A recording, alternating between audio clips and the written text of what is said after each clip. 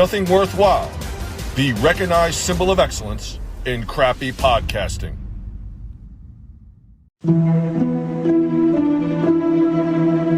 Hi, I'm Ralph Macchio's Wig, and when I'm not working with fictional students at the Miyagi-Do Dojo, I'm listening to my favorite podcast, Nothing Worthwhile with Moody and Gru. Kia! This is what we're up against. This is how everyone sees him. As some kind of philanthropist out to save the kids of the valley. Terry Silver. Why you guys named Michael? It's Michaela. Whatever. I washed my hands at Cobra Kai when we lost the tournament. I'm not a sensei anymore. As of today, I am shutting down Miyagi-Do Karate. This can't be your plan. With Johnny gone, it's on me to fix this. 1 star? Because the car smelled like beer. It's because there is beer, asshole. Cobra Kai now has more students than ever before. That means we'll need more senseis. I'm thinking a lot bigger than just the valley. Everything was supposed to be better after the tournament. It's only getting worse. I know how things can start out from nothing and get bigger and bigger until all you feel is hate. I want you guys to get along. We're all friends now. We're not friends. We never will be.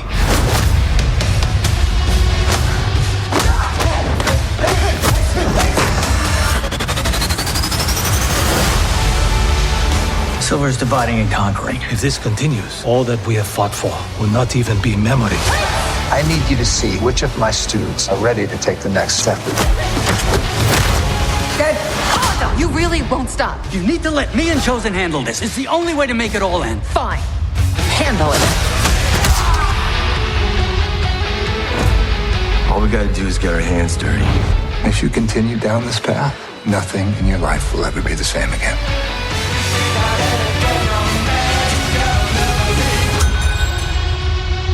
Adult classes are on Wednesday. We're not here to take a lesson. We're here to teach you one.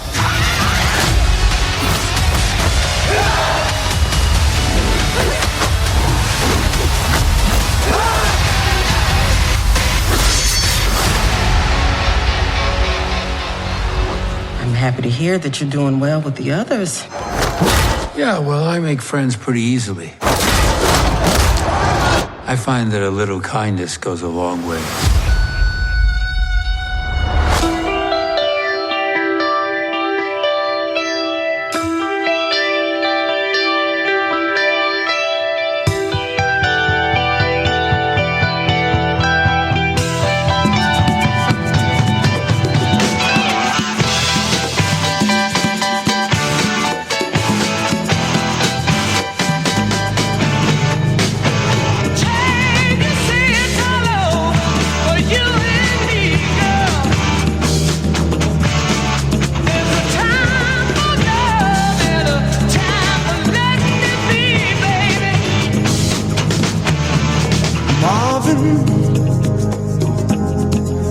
He was a friend of mine, and he could sing his song, his heart in every line. Marvin sang of the joy and pain. He opened up our minds. I still can hear him say, oh, talk to me so you can see what's going on. A Nothing Worthwhile favorite, Bruce Springsteen's new single, a cover of the 1985 Commodore's hit Nightshift, of all things, was released yesterday. You guys may remember Nightshift paid homage to R&B legends Marvin Gaye and Jackie Wilson. Bruce's new album, Only the Strong Survive, a collection of classic soul covers, will drop November 11th. Bruce has also released his cover of Frank Wilson's Do I Love You? Indeed I Do. Let's see here. Although Only the Strong Survive is a solo Springsteen album, he hasn't forgotten about the E Street Band. They'll be kicking off a tour which will hit the New York area in April. Let's bring in our resident Springsteen collegeist, Andrew Gruthius. Hey now. Guru, Bruce, only the strong survive. Your thoughts? Well, so far, I like it. I mean, it's, as I was telling you the other day, like, this is fun stuff. I definitely like the first single, Do I Love You, a lot. It was just a lot of fun. I enjoy listening to it. I like the video. The Nightshift, that song is almost too familiar by the Commodores to warrant a redo. Bruce does what anyone can do with it, but honestly, it sounds like an outtake from like the Human Touch Lucky Town era, at least in the beginning. Once it gets going, it's a little, a little more upbeat. But that doesn't mean I don't like it. I just don't know why. I'm curious why he chose that one. But as far as this whole project, hey, any output that these guys that our guys want to do, I'm gonna, I'm all for it, And he just keeps trying. He seems to be just doing things that he wants to do, that things that move him. So I'm into it. I just don't. These are not the songs I want to hear on the tour. That's the thing. What about the rumor that the reason why he had to do this album was he lost a bet to Barack Obama? Any truth to that? I didn't hear that, but come on, work with me. I'm trying to go light you. I would absolutely buy that because I know those guys are tight, and I know Obama loves this stuff. I've seen him actually sing a little bit of like Marvin Gaye, so that wouldn't surprise me at all. But hey, you know what? You're putting out content. You're 70-something years old. You're still on top of the world or trying to stay relevant. You're putting out content. Your fans are enjoying it, and you've got an Easter. I mean, it's a really cool time to be a Bruce Springsteen fan. Would you think we would have been saying that in 2022? Especially in 1992 when he was like over the hill,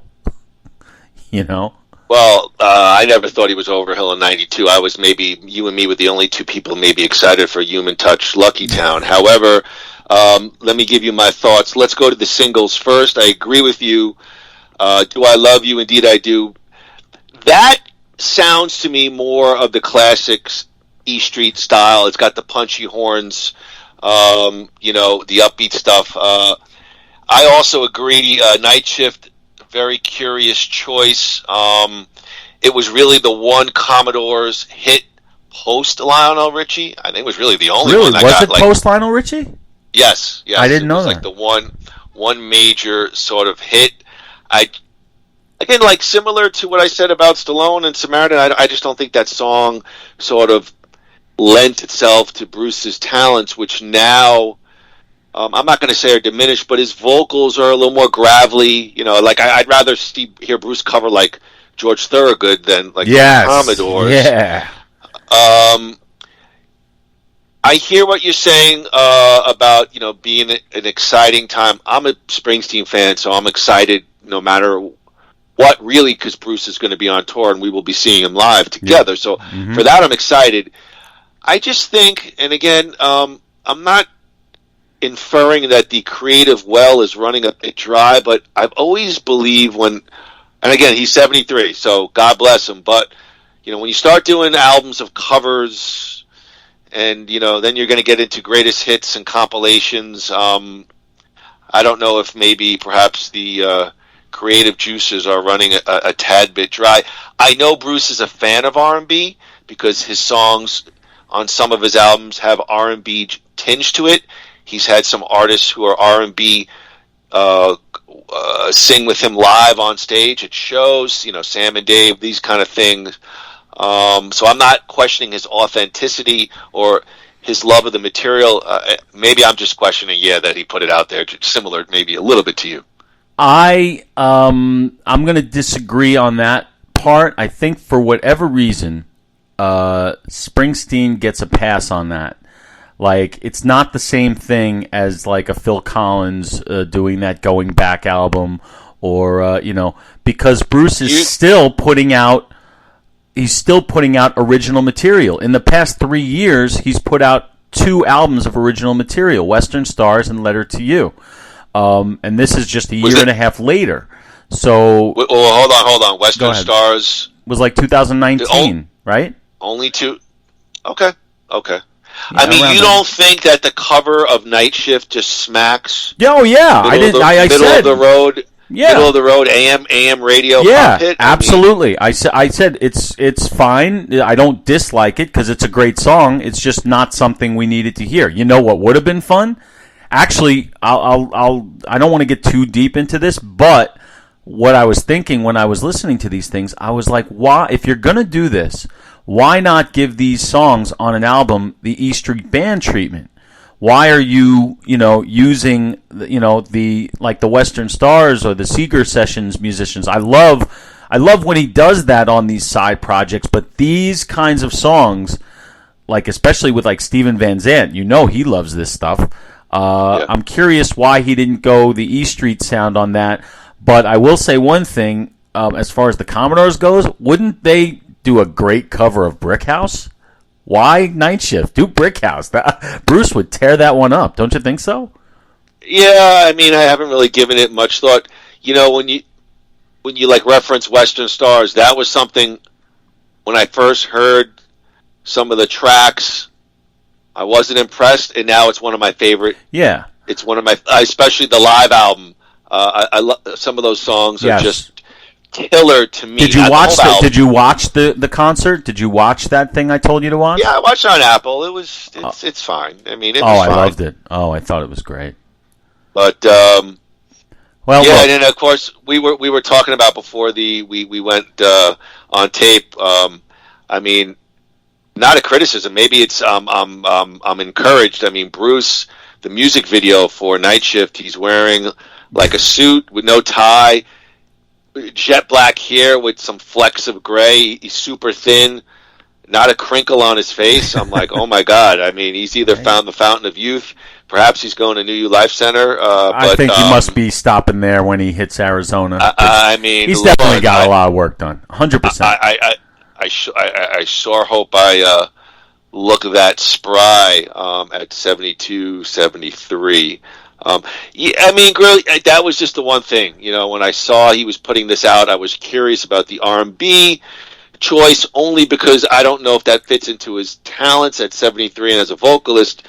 And the other thing I thought was, Van Halen, Billy Joel, when they start getting into compilation, that's not a compilation, but covers, I'm just like, But I mean, yeah, he's had a wonderful career and a lot of great stuff. Well, I don't think this album will have a lot of staying power. I think it's just like a little stopover before, between the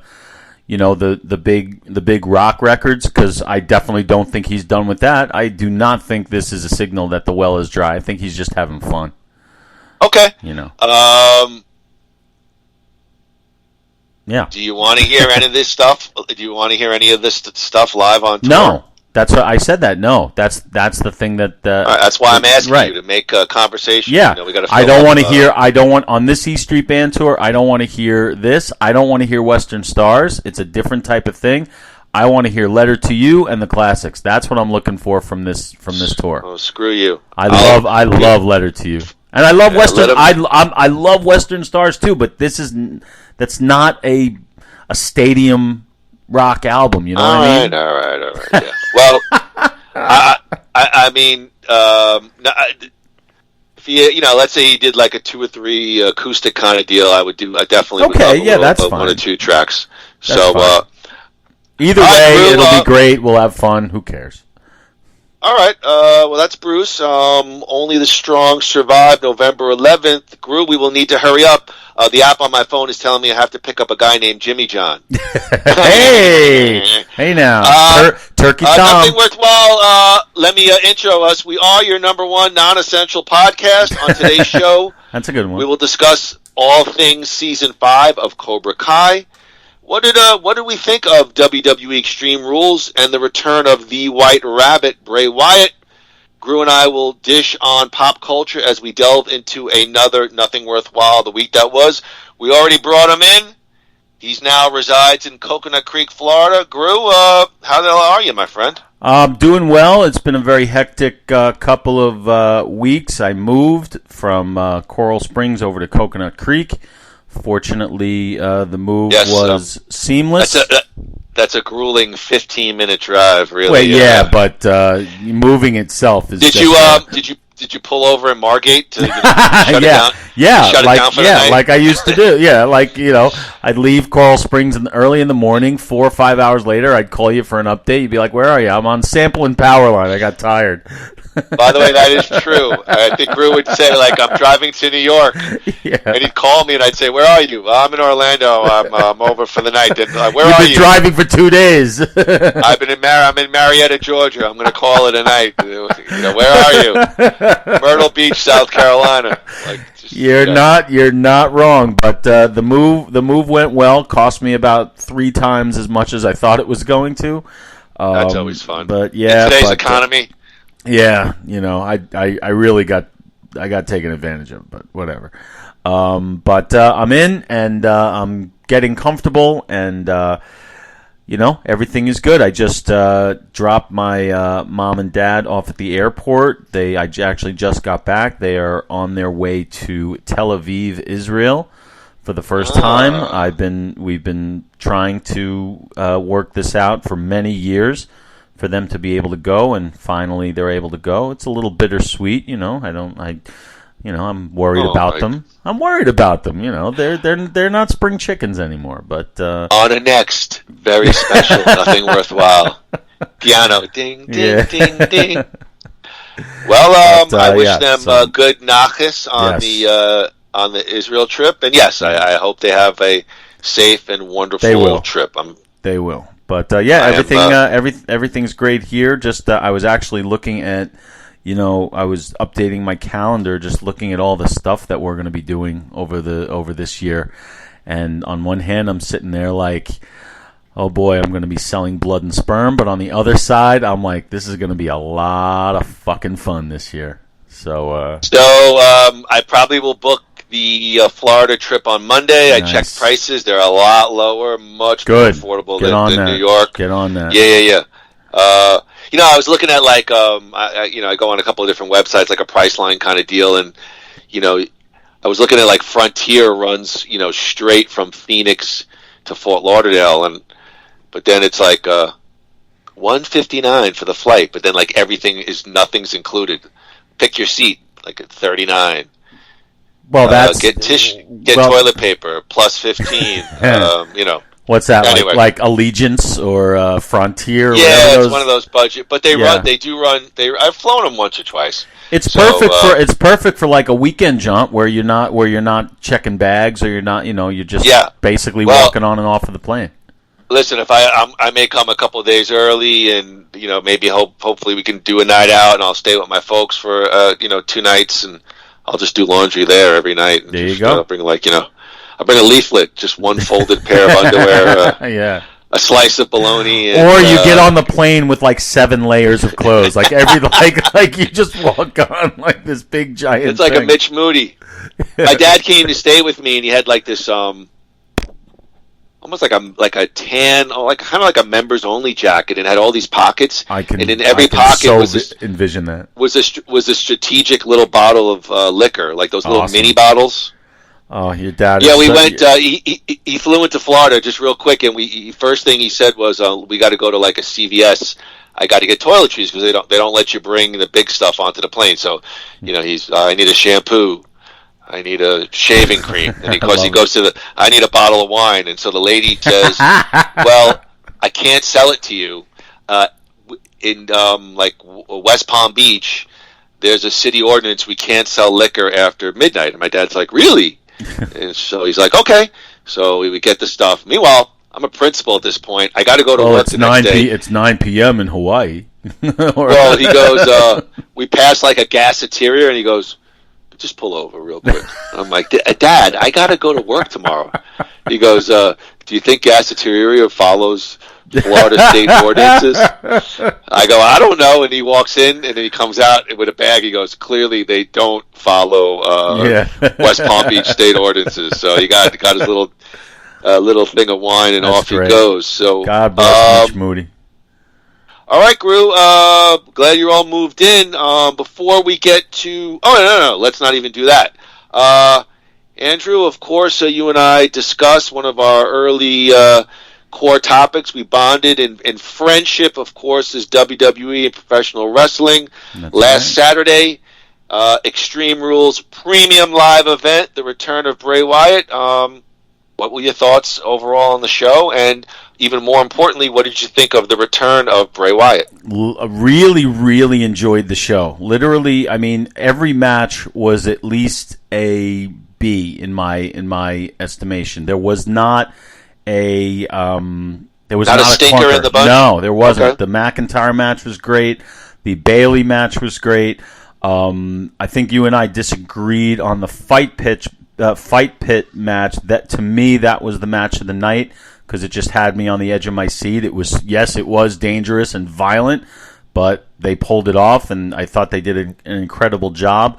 The Bray Wyatt return was it will go down as one of the great reveals that they've done. They really got creative. The crowd was hot. It was a really, really solid B-level show. Meaning, like, for those out there, that not WrestleMania, Survivor Series, SummerSlam, it's one of the, second-tier shows. I would say it's so far the best of this year as far as those go. And it's set up, it really showed what the difference is between Vince McMahon and Triple H as far Interesting point. As far as how these things go. Is there a lot more fan service? Yes. Can you see it? Yes. Does it work? What do you mean by that? I mean, it's like What do you mean by fan service in the area of professional wrestling or WWE? Okay, that fan I'm curious service, to hear. they are going for the pops. Meaning they are going for they are really catering. I think Vince McMahon, God bless him for everything, and I still wish he was around because he's still Vince McMahon. But I think he kind of did things the way he saw them, and he didn't really have his finger on the pulse of what his market wanted. I think Triple H does, and you can just see how they're giving the fans what they want more. I feel like Vince would have done something much simpler with the Wyatt return, but Triple H went all out. I feel like Vince would have had some kind of run-in, or he would have continued with like the Alexa Bliss. I feel like he wouldn't have gone the way they went. So I feel like by fan service in a good way, I think they're trying to give the fans what's going to make them get out of their seats and keep buying tickets. So far, to me it's working, and I really, I am enjoying the product on a weekly basis. I watched both shows this week in their entirety, which I haven't done in a long time. The stuff has me, invested, and so I got to credit mostly. I guess I got to credit Triple H with that. So yeah, this is it's been a great few weeks of WWE product. I really do think. To your thoughts on Extreme Rules, I thought there were really three standout matches. I liked the pre-show. I think it was the pre-show Imperium and the Brawling Brutes with Sheamus and Gunther. I liked that whole six-man scrum. Bianca Bayley was great, but I thought Edge and Finn Balor was by far the best match of the night. A lot of run-ins, good drama. Bray Wyatt's return was B+. It was intricate, not too long, and I think that was perfect for the show. They waited till the entire show was over. They didn't really even tease it during the show. You got the production, and you got the brief glimpse at Bray Wyatt, and off you go. To your point about Triple H, I do agree. I think he definitely has his finger on the pulse of what WWE fans, and maybe even more importantly, professional wrestling fans want. If Vince McMahon was still in charge, we wouldn't see Bray Wyatt back. That's a good point. Yeah. Vince will do what was best for business, but I just think it was too soon, too fresh.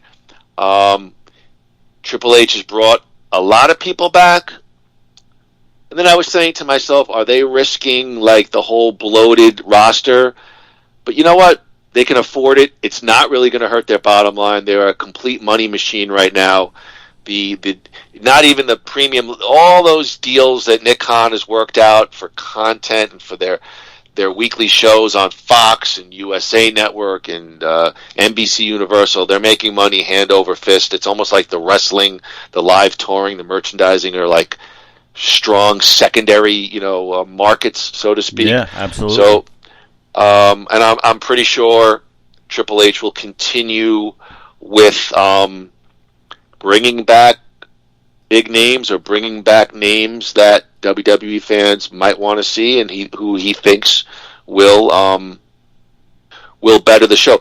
Where I do think also Triple H has improved upon that. I don't even know what the word is, but that mid-card stuff is real strong now.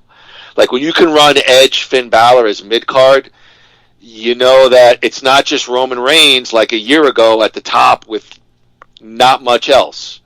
They got, like Braun Strowman. These guys will all go in the mid-card, and they're really super strong names. And, I think, again, he'll continue. What did you think of SmackDown, Bray Wyatt, his first appearance on episodic WWE television? What did you think of that yesterday?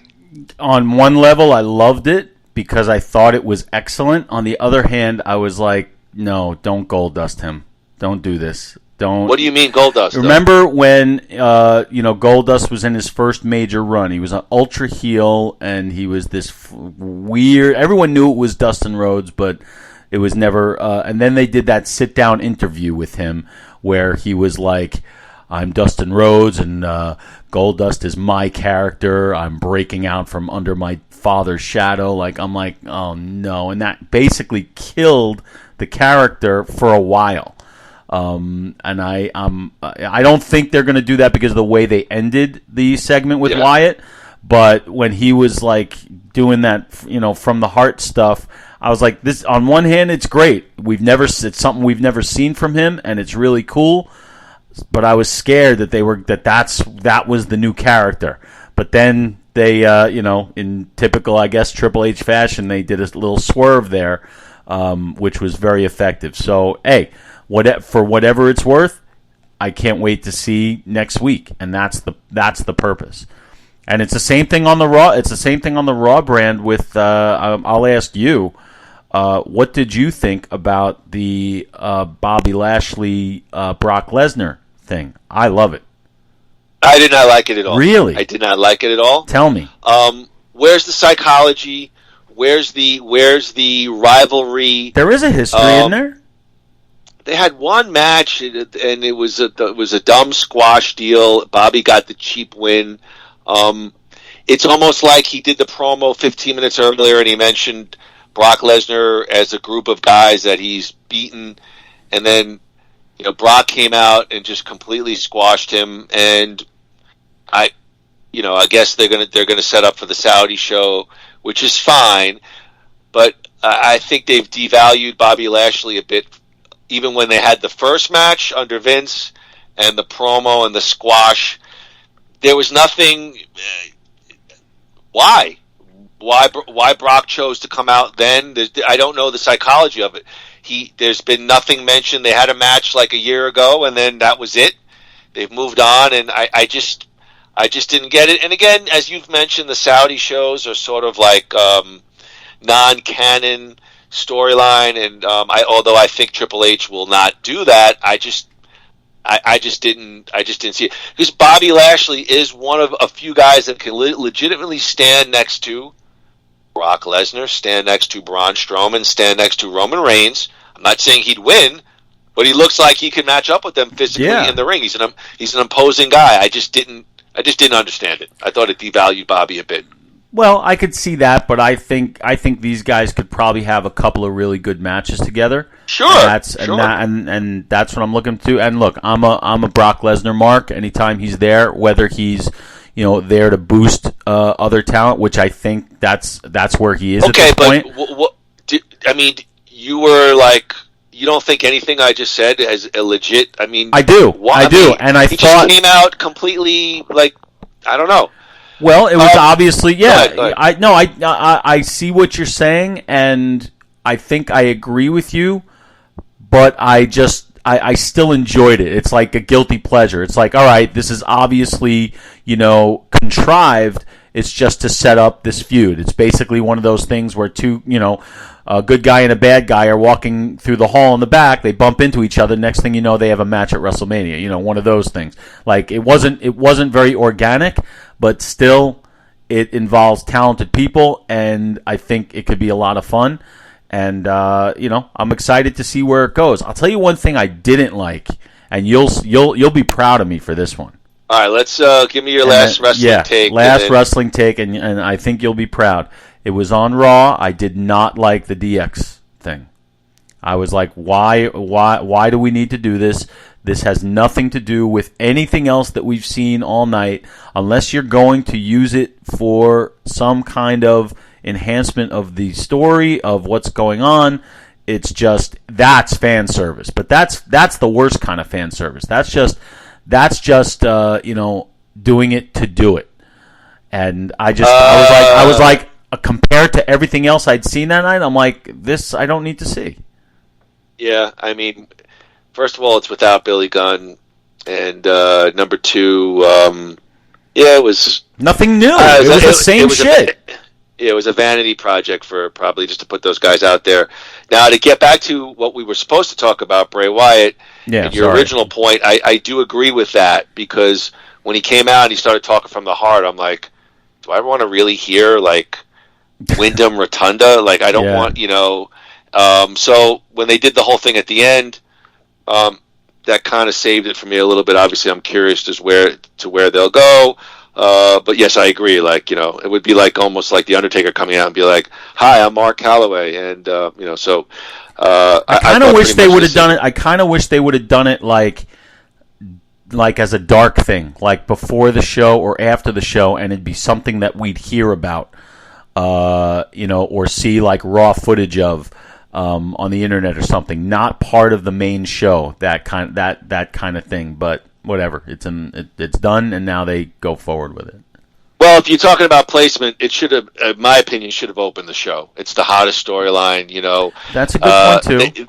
They did tease it, and that's kind of what the Attitude Era. The last segment was perhaps always the strongest one, and they would tease it throughout the show. Or you open with Bray, and maybe you have little snippets leading up to maybe this final weird ending at the end, but.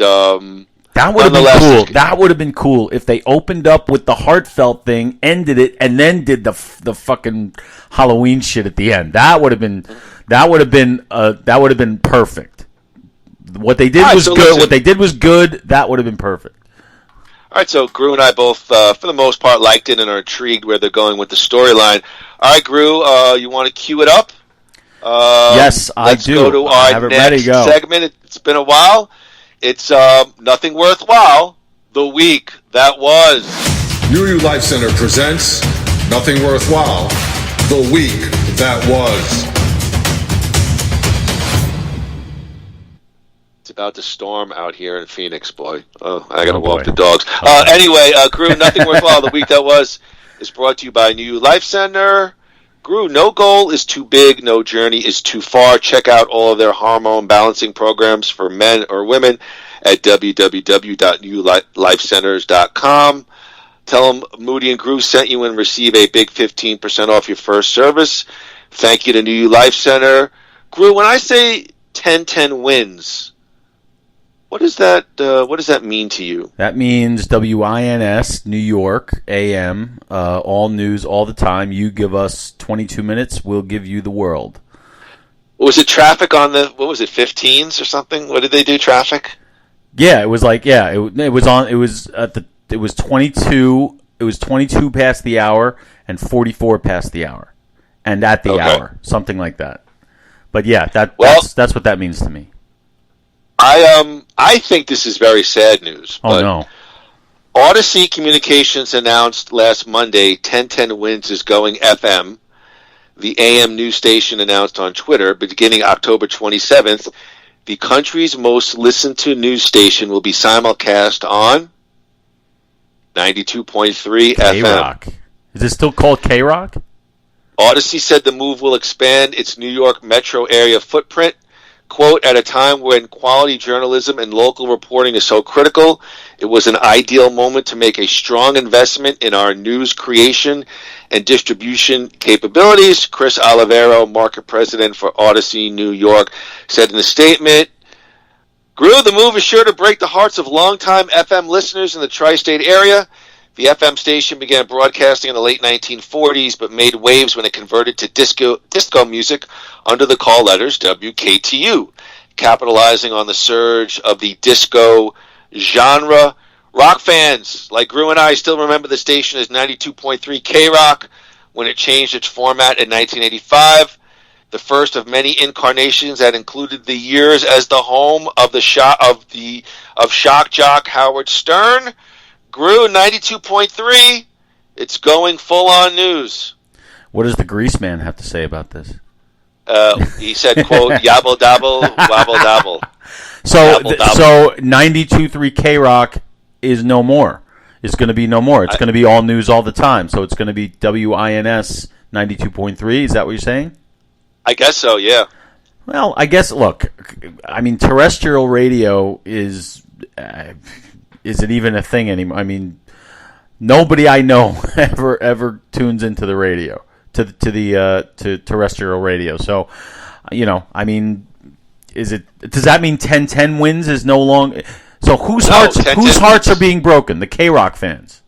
Yeah, I mean, this. I found the story to be very pressing. It's been done. They've been doing that for a while. Hold on. 92.3 is a legendary. That's a legendary numbers and call letters in the New York area. I mean, the home of Howard Stern for how many years, and they had some pretty cool FM DJs afterwards. David Lee and Roth. I don't know. It's just come on, stop with the fan service. How dare you? There you go, touche. Wow. I don't know. I was very sad when I read this. I was very sad. That's all I felt. Well, I guess maybe sad because it's a sign of the changing of the times. I mean, everything is. They did the same. Didn't they do the same thing with WFAN or something? They simulcasted it. I remember because I was down here looking for Mike Francesa or something, like on 107.9 or something. Like, you're talking about simulcast though on AM/FM in New York. You're talking about like a syndication where it was broadcast in Florida.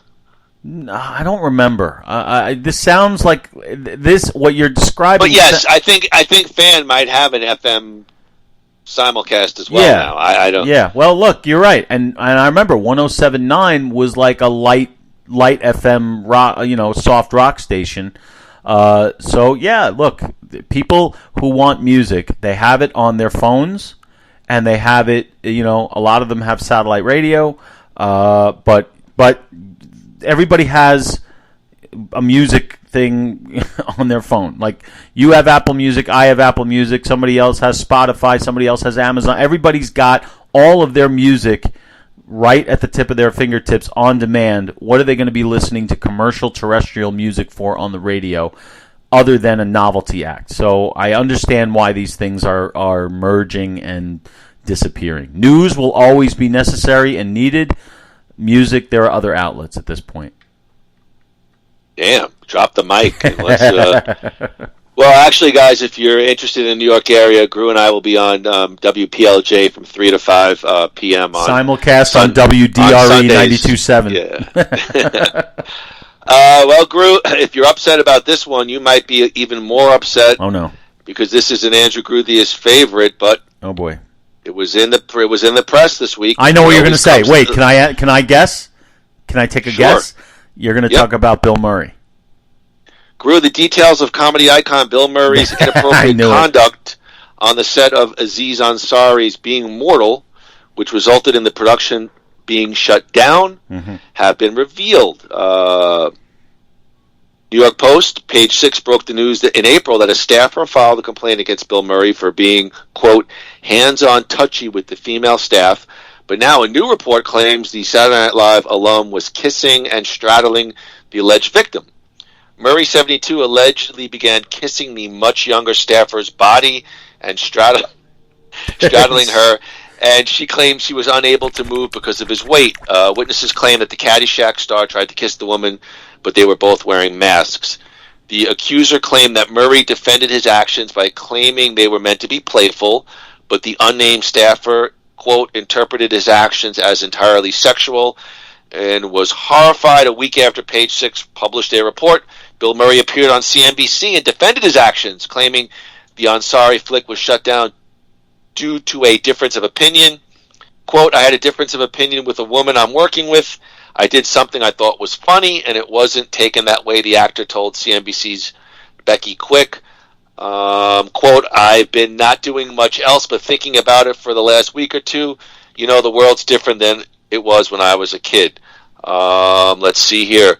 The woman and Bill Murray ultimately reached a settlement that included a non-disclosure agreement and also had Murray pay her more than $100,000. The woman has allegedly waived her rights to any legal action she may have been able to bring against Searchlight and Disney. Gru, more details on Bill Murray's alleged bad behavior. I know you're a fan. What are your thoughts? Well, on this one, I have some experience with Bill Murray. Not to be a snob, but you know that story. I 100% believe everything I'm hearing. That's the kind of guy he has always been. He's never tried to hide it. Was it acceptable 20 years ago? Yes. Is it acceptable now? No. But that's just who he is. If they want to take legal action, let them take legal action. But why are they shutting down movies? That's what I don't understand. With that movie, why does an entire movie have to shut down if there's something going on here? Take care of it. Either recast the part or something. But something about that doesn't make sense. But here's the thing about Murray, because I was also listening to some hot takes from Rob Schneider. I don't know if you read that. He was talking about how Bill Murray was such an asshole to them when he hosted Saturday Night Live. I saw something on the internet, but I didn't want to include this. That was basically it. Just Rob Schneider just saying how badly he treated everybody at Saturday Night Live. And Seth Green was on some podcast and was talking about how Bill Murray was a dick to him on the set of a movie several years ago. So what do you got? I believe that Murray is the type of guy who hates celebrities and loves regular people. That's based on my experience with him and what I've seen, how he interacts with his fans and interacts with sort of regular people. He's sort of known for that, for just like showing up places and enjoying being around. You don't see him at premieres. You don't see him at Oscar parties. You see him tending bar at a local watering hole. Surprising a bunch of people, and the experience that I had with him when I was playing piano for 5 hours all night long in a Newport, Rhode Island hotel room, one of the coolest things ever. But I 100% buy into the type of guy he is. I believe he just looks at Hollywood as this superficial nonsense, and he just because that's what I heard. Seth Green said it. He's like he must hate us because he seems to love his fans, but he hates everybody else. And I said that kind of makes sense a little bit. But either way, the behavior is unacceptable. And if he's going to continue to make movies and do what he does, he's going to have to wise up. That's just the way it is. Unfortunately, well, I won't say unfortunately, because people need to be respected. What he said on CNBC, I did see that at the time. He said exactly what you said. He said he's like, I did something that was taken the wrong way. Well, you're damn right. Did you think I was going to quote something different? No, I knew that's exactly what you were going to say, and that quote is not enough from him. You're leaving out he's leaving out the most important parts of it, you know, and it would have been better to hear it from him then. That was months ago. I remember that. And now we're hearing it. So much for that non-disclosure agreement. But now it makes him look even worse because the details. He didn't sign the NDA. The girl signed the NDA. I thought he was on CNBC touting the new Vanguard ETF G100 stock. That's a joke. Actually, you don't know how right you are.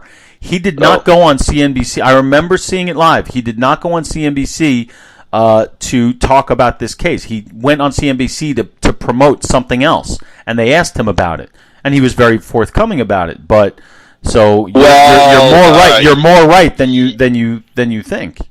All right, your interaction with Bill Murray, nonetheless, and I know you're the. I'm not saying this in any jokey way. I know, like, you're the Bill Murray expert guy, but first of all, if you talk about CNBC, he's not really being 100% forthcoming. He's giving a very middle of the road that's what I answer. Okay. Can I? Thank you. Yeah. You thank may. You. You okay. may. You may. Thank you. My pleasure. Now I don't even remember. He was on CNBC. He was not very forthcoming. That's what you're saying. Yeah. Okay. So I agree with everything you said, and then I felt like you saved. I would disagreed with your take on the Seth Green deal but then you did say the behavior nonetheless is inappropriate. So, like, I'm fine with him not liking Hollywood because I pretty much don't like Hollywood either. They're all full of crap, but you should be respectful to your co-stars and you know, the people on the set. I mean, you know, listen, you're a professional. And I'll tell you one thing that I witnessed on that same movie that I was working with him on the set. There were movie stars there. There was Harvey Keitel, obviously, Edward Norton, Bruce Willis. All these people were there.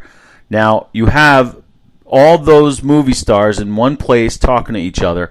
Murray is hanging with the assistants. Like, he's hanging with the people who nobody knows. He's hanging with the kids who are in the scene. Like, he is like, that's where he was.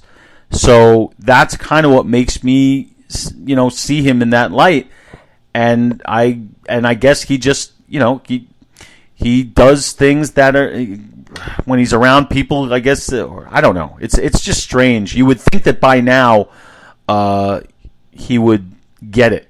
But, you know, for him to do something like what they're describing that he did, number one, I 100% believe it. That's just the type that seems like the type of guy he is. But you would also think that at this point you can't do shit like that. Like, you know, whether you think that's fortunate or unfortunate is immaterial. It doesn't matter. It's just not, you can't do it.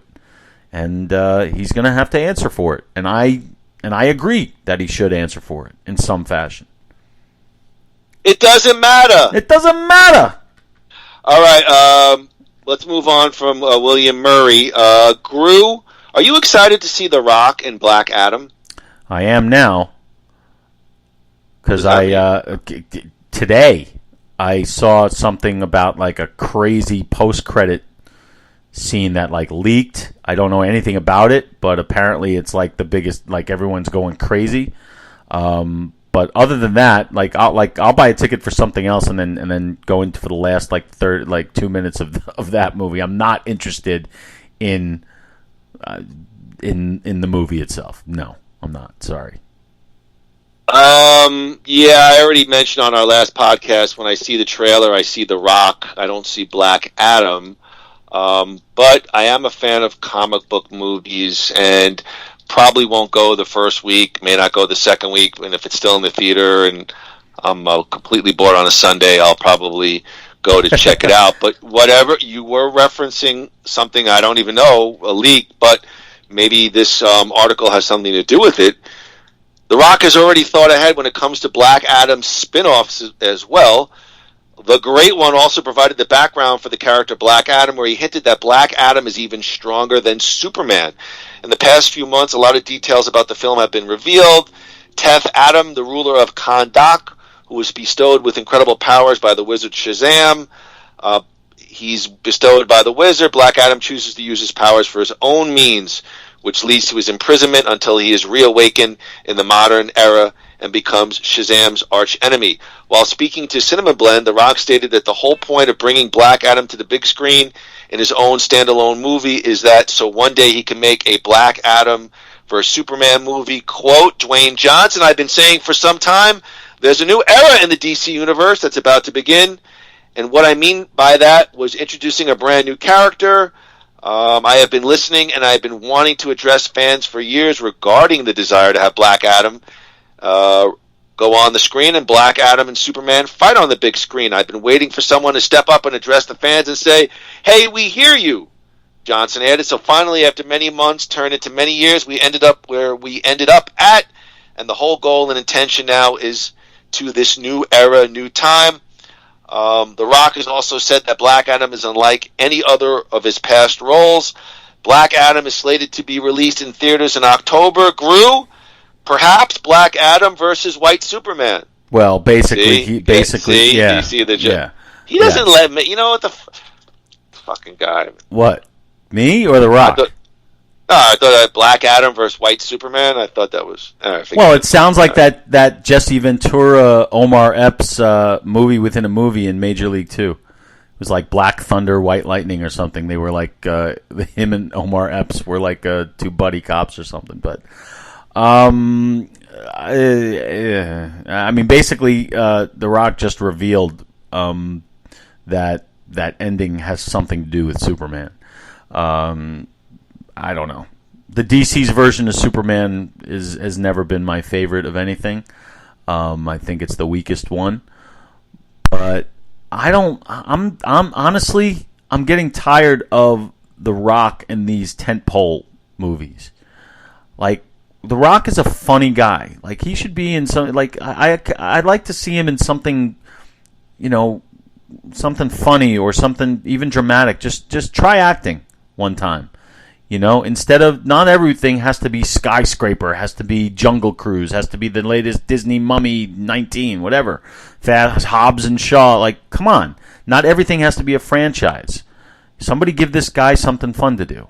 Instead of, the same, like, what's going to be so different about Black Adam than everything else? If you come to the table with something truly different and break some ground, fine. But I don't see that happening. If it does, great. You done? Yeah. I agree with you. I think his last maybe 5-7 films have been just pure action, sort of one-note performances. I think earlier in his career, he definitely had some more nuanced kind of stuff. And I've said on our podcast, I think John Cena, comparative to the wrestling world, has a higher ceiling in terms of pure acting. I think a couple weeks ago I was like, "There's no way I'm seeing it." As we get closer, I'm softening just a tad because I am a fan of comic books and I am a fan of the movies. And if it gets a good early buzz, like I said, I'll go to see it. If not, maybe I'll see it a couple of weeks into it. I think probably, if I'm a betting man, the supporting cast, Pierce Brosnan, like, they'll do a great job, and The Rock will be sort of The Rock, and we'll muddle through it, and great special effects, and maybe some cool Easter eggs, and it'll kind of weasel its way into like a B movie experience, and that's it. Yeah, I don't see anything of interest there, really. All right, well, Gru, let's move on. Today's Nothing Worthwhile podcast, Season 5 of Cobra Kai is brought to you by New You Life Center. Spread the love, man. Follow New You Life Center on Instagram to take advantage of their monthly specials and giveaways. Let's start your journey. Hormone balancing for men and women, laser treatments, medical aesthetics, cosmetic injectables, medical weight loss. I had a little rash on my neck. Really? I went in to see Marie. Ultra laser, intense light. It was a certain laser, kills the bacteria on my skin, and it's been itchy. No, so not only are you living with the president, but you're also a client. Yes. No, but I had a rash on my neck for months. It would it would go away for a couple of days and come back. And finally, I went to see her. Maybe I had a day off. It was a fall break. I went over to see her and put me on the table with the laser. And 10 minutes later, I was done, and it's gone. Killed the bacteria on the surface of the skin. So anyway, that's what New You is all about, making you into a newer you. Thank you, Andrew. Appreciate the promo. Gru, the 5th season of Cobra Kai was released to Netflix on September 9th, 2022. We got 10 episodes in season 5. It is a direct sequel. It says to the original 4 films, which probably they'll get the 4 films in there in terms of canon, focusing on the characters of Daniel LaRusso and Johnny Lawrence some 30 years after the original film. This is the 3rd season to be released to Netflix. This season has 12 starring roles, 11 of which returned from the previous season. Young Dallas Dupree Young was promoted to the main cast after recurring in the previous season. That was Mr. Young Kenny Payne. And Gianno DiCenzo as Dimitri was demoted to the recurring cast member, being credited as a special guest star. The way they have the cast listing, it's almost like Saturday Night Live Gru. They have like main players, recurring players, featured players, and even guest players.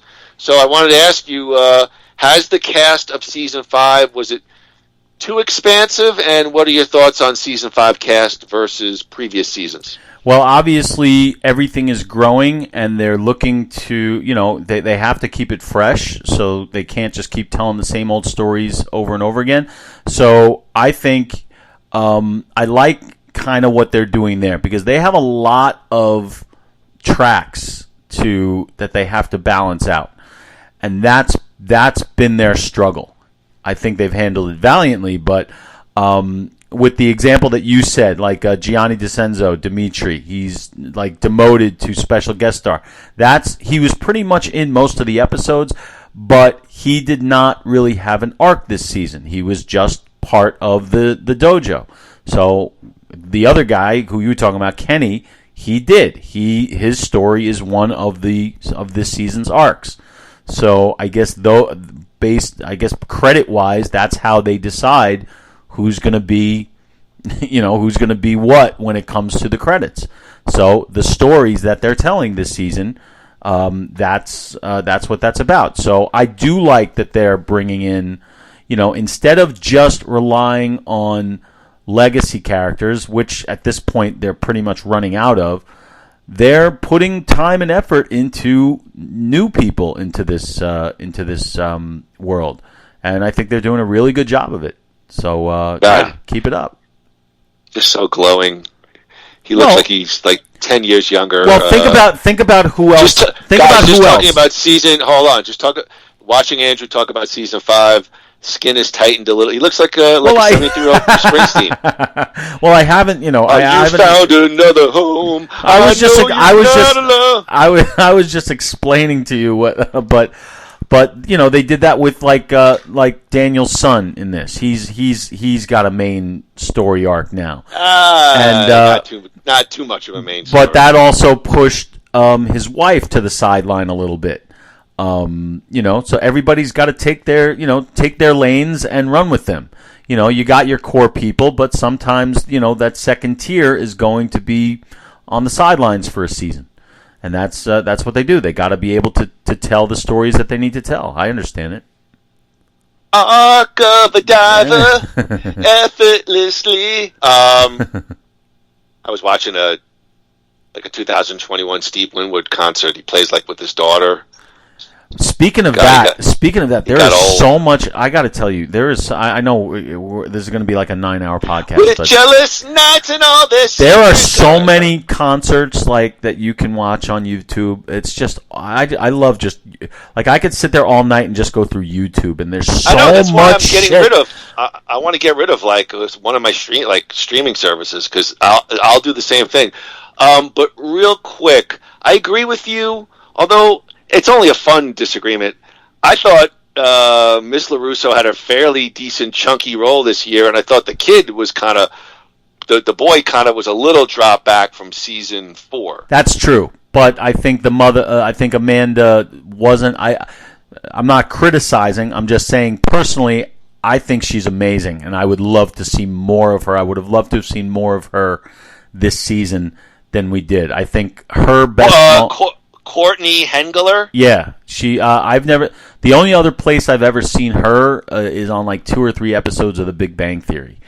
But she's really good as like the mediator between, as like the voice of reason, and there wasn't much of that in season 5 because the relationship between Daniel and Johnny is not really at the forefront anymore. Speaking of Bang, Amanda Hengler, Marie, who is a casual viewer of Cobra Kai, she walked by the screen and she goes, "Oh my gosh, she looks great. She lost some weight." Well, she went to New You.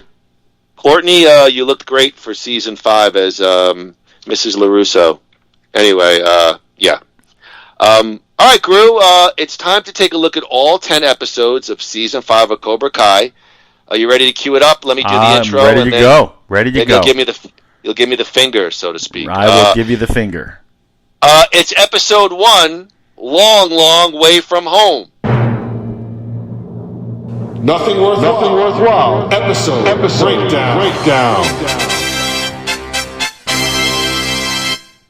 Silver has begun his expansion. Johnny and Robbie travel to Mexico. Miguel looks for his daddy. Robbie and Papa Johnny beat up a group of Australian scammers. Somehow, someway, Miguel runs into his dad, Hector. Chosen recognizes Silver's moves as Kim Sung-young and cream of some young man.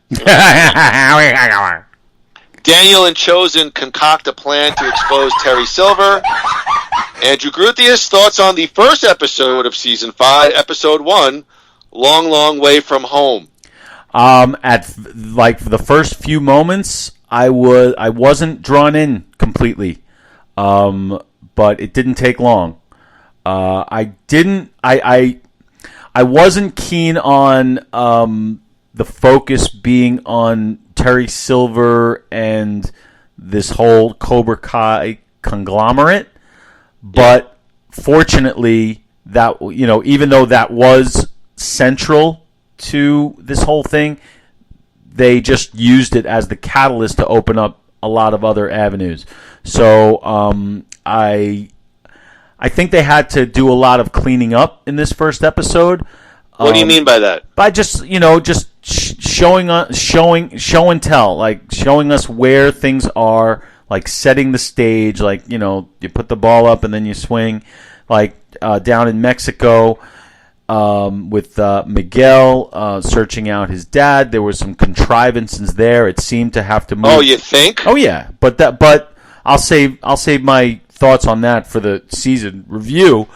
But it was they were definitely trying to move very quickly through a lot of things in this first episode, and that kind of, even though it sets everything up very nicely, it's not one that I've rewatched the season 3 times. Twice. I've seen it 3 times. I watched it initially and then 2 rewatches. This is the episode that I kind of I'll be checking my phone during. It doesn't mean I don't like it. It means you have to see it once and then you don't need to see it again. There are others that bear repeat viewing several times. This isn't one of them, but it sets everything up. It sets everything up nicely. It does its job. Did it set everything up nicely? Yes, it set everything up nicely, and everything was set up very nicely too. Hey, you said it. I did. I was watching this on my phone, and then I saw Amanda Hengler was in a bikini shot, and I was oh, when she sees Chosen swimming naked. Yeah, I'll talk about Chosen, I guess, at the end or whenever it comes up. But I agree, slow. I didn't really buy into the Miguel looking for dad storyline in Mexico. Of course, as soon as he gets there, bad fight ensues. Australian scammers, and gives him all of his money when he probably could have taken him out on his own as a pretty well-versed karate fighter. Again, To me, the best part of the episode was Johnny and Robbie in Mexico. Yes. But agree with pretty much all your takes on episode 1. Slow. And let's see where the next episode takes us, Andrew, because it's time to take a look at episode 2. Episode 2, Mole. Nothing worthwhile. Episode breakdown. Hip hip mole. Hip hip mole. Wait, what is this called? What is this episode called? Mole. I think it's like mole is like a Latino spice, I think, or like a sauce that, like chicken mole. I've definitely heard of that. Sounds good to me. Spicy pepper challenge, and Robbie wins, sort of. Miguel's dad, Hector, is a bad, bad man. Fight Club. Hector has to avoid Ecuador. Mommy was right. Reunited, and it feels so good. Silver introduces his new lineup. Terry and Chosen are pals. Tori confronts Silver. Silver discovers Chosen's true identity.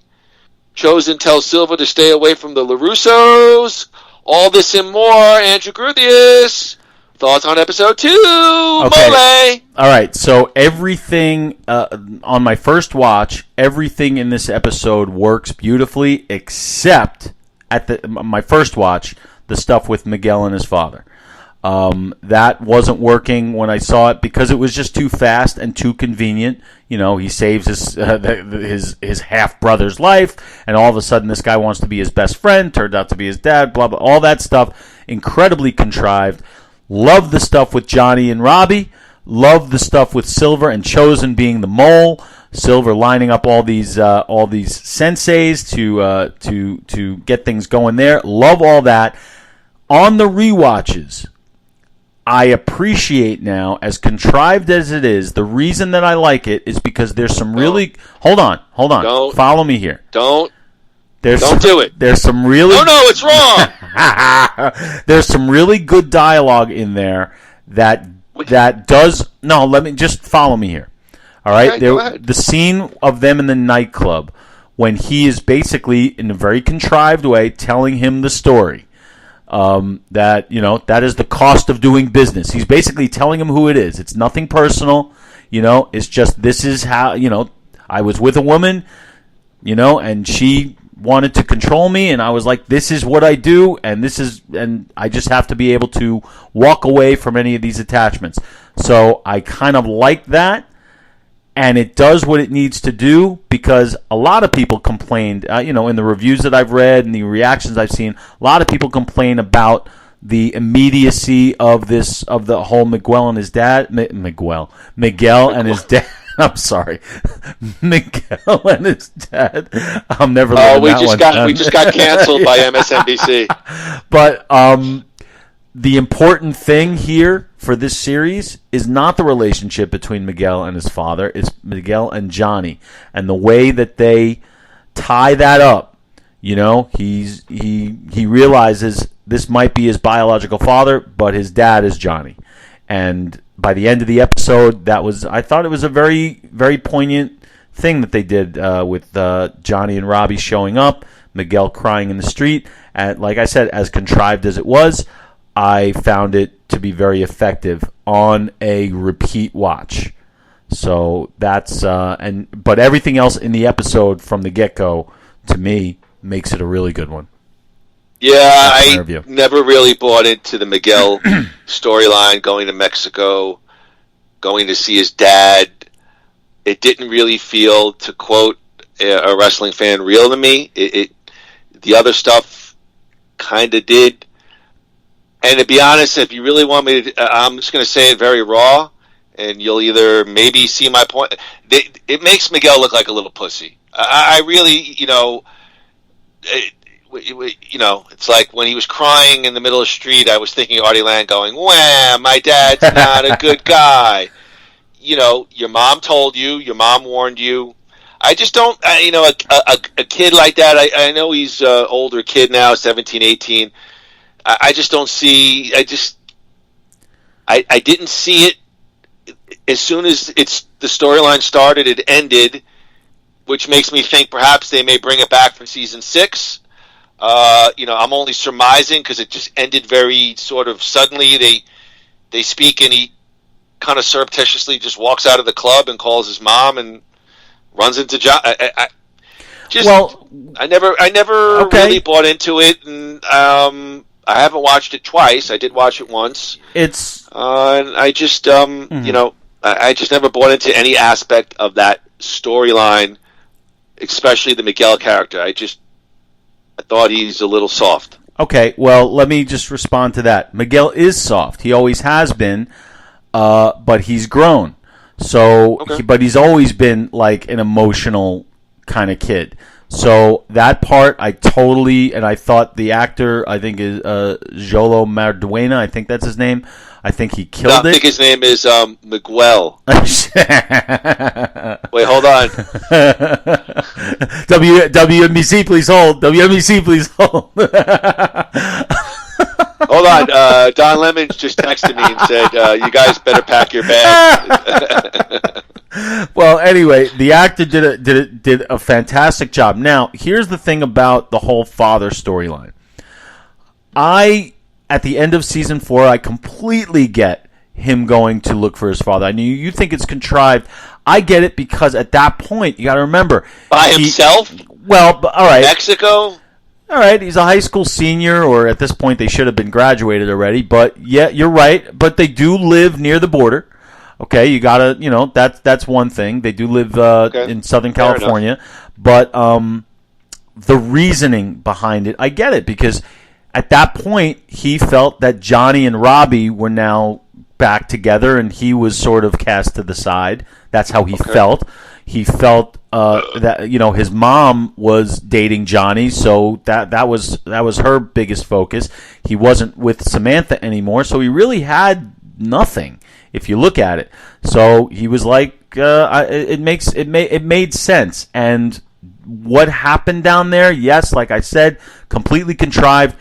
I won't say it ended too quickly though, because even though it seemed like it did, the important part was getting him back to California and getting him back. It was abrupt. That storyline was pretty much done. I appreciate it more now. You know what I say?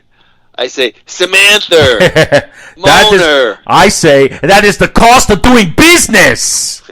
That's a good one. That was good. That's a good one. All right, listen, I appreciate your points. Let's move on, Andrew. It's time to take a look at episode 3, Playing with Fire. Nothing worthwhile. Episode breakdown. Carmen might be preggers. Hey now. Oh, yeah. I love her. Johnny gets parenting advice off of YouTube. Miguel gets advice from Eli and Dimitri. Sam, Yasmin, and Moon have a spa day. Sam needs a break, and Miguel cries like a pussy. I wrote that myself. I'll take full. Migwell. Wait, hold on. Migwell. Don Lemon just texted me again. Said, "You really better get your ass out of the nothing worthwhile." They're gonna move. They're gonna take you out of prime time and move you to the mornings. Yeah. Right. Daniel and Chosen, private investigators. Mike Barnes, furniture store owner. Mike apologizes. Terry Silver burns the whole deal down. All this and more. Andrew Gruthius, thoughts on episode 3. Playing with fire, higher and higher. Okay, go ahead. Now we're cooking. This episode it's almost like a relaunch of the season. Even though, like I said, I do really like the first 2 episodes. This is where now we're in what the season's going to be. Love the detail in which they reintroduced Mike Barnes. It wasn't just fan service; it actually made a certain degree of sense. I love that he's not dropping automatically into villain mode. They sort of tease that, but I love when Daniel goes Mike fucking Barnes. I just love that. I'm a fan of Karate Kid 3. Like, I know it's a terrible movie, but I enjoy watching it. So I'm very familiar. I could quote that movie from beginning to end. This is a really solid episode. and it does everything it needs to do. It moves everything from here to there, and it just makes you want more. And that's why this series is so bingeable. So this is a winner, and I think it fires on all cylinders. I don't see a weak link in the episode. Yes, listen to our new podcast. It's called the Relaunchables. Yeah, I'll say it's warming up. You're getting a little bit of momentum. I love the Johnny getting advice off of YouTube. That's very typical Johnny. Again, what? The part with Sam breaking up with Miguel and he's crying, I was like kind of... We've been there. Come on. We've been there. We've been there. Let me finish. In an unsensitive way, I was kind of laughing in my... on my couch, and then of course he drops the the expensive jewelry piece he gets for her. I did like the Mike Barnes intro because you automatically assume he's going to be a bad guy or a villain, and it's not really even clear right away. But like when it said, you learn he's a furniture store owner, like that kind of made sense to me. Right. He looks like a older but handsome. He's well put together. He still looks like he's in decent shape. He's got the slick leathery coat. He's talking fast on the phone. He kind of felt like a guy that could really own a furniture store. He's handsome guy, quick talking, making deals. So that felt real to me. The other stuff, Daniel chose. The one thing I would say about season 5 with the expansive cast. I made the analogy, and again, you may agree or disagree. It almost feels like at points of the TV show, it's like an Avengers movie because you're getting set pieces with different characters teaming up, which is interesting on the surface. I won't give you my thoughts on whether or not it connected for me on the screen, but you're seeing Daniel and Chosen, then you're seeing Johnny and Chosen, then you see Daniel and Mike Barnes. Like you're seeing it's not just Daniel and Johnny lumped together. You're seeing some different pieces put together that you haven't seen before on the screen. So there is an interesting aspect to that. Playing with fire, is it a hot episode? No, there is an episode for me where it really begins to kick off. I'll get to it when we get to it. But Mike Barnes is starting to build a little bit of momentum here. Yeah, agreed. Look, they still have to do... These guys have a lot of fans, and the fans go from little kids to 82-year-old men. My dad's a huge fan of this show. Go ahead. Let me hear this point. So, I think it's necessary to show the vulnerability of these people when it's necessary. Like, that Miguel is that kind of kid. He's a very emotional kid. They have established that from day one. Understood, but here's my thing. He broke up with her. So yeah, and you of all people should know how painful that is. He broke up with her. I understand that, but now he wants to reconnect, and she's saying, she's saying, I need some time. Yeah, and he throws the jewelry and discuss. I don't know. I just again contrived but effective. I'm not even saying it's contrived. I said I was I'm being a non-sensitive ogre. I was like, whatever. I don't know. Like the first 3 episodes, he's cried in the first 2 out of 3 episodes. That's true. Good point. To your point about to your point about like an Avengers. Where's the macho male Latino stereotype that we all that's coming. Love? Watch in episode 7. He'll be like, "La tuta la vaca!" Like he'll just drop into cartel mode. I think he'll be like, I'm Shamdaba. Yeah. Like rip the guy's heart out. Mola Ram. So just to your point about like the Avengers feel with like the team ups, that's what I'm here for. Meaning that to see Johnny and Chosen doing this stuff together. I mean, it's not enough just to see them. How they do it and the acting and their chemistry, all these things. I mean, that's what we sign up for this series, and I love it. I really enjoyed it. I enjoyed the detail in which they didn't just drop him into this thing. They gave him shit to do.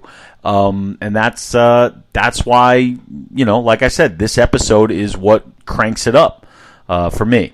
So I didn't get that vibe, like an Avengers vibe like you did, but I can see how you could.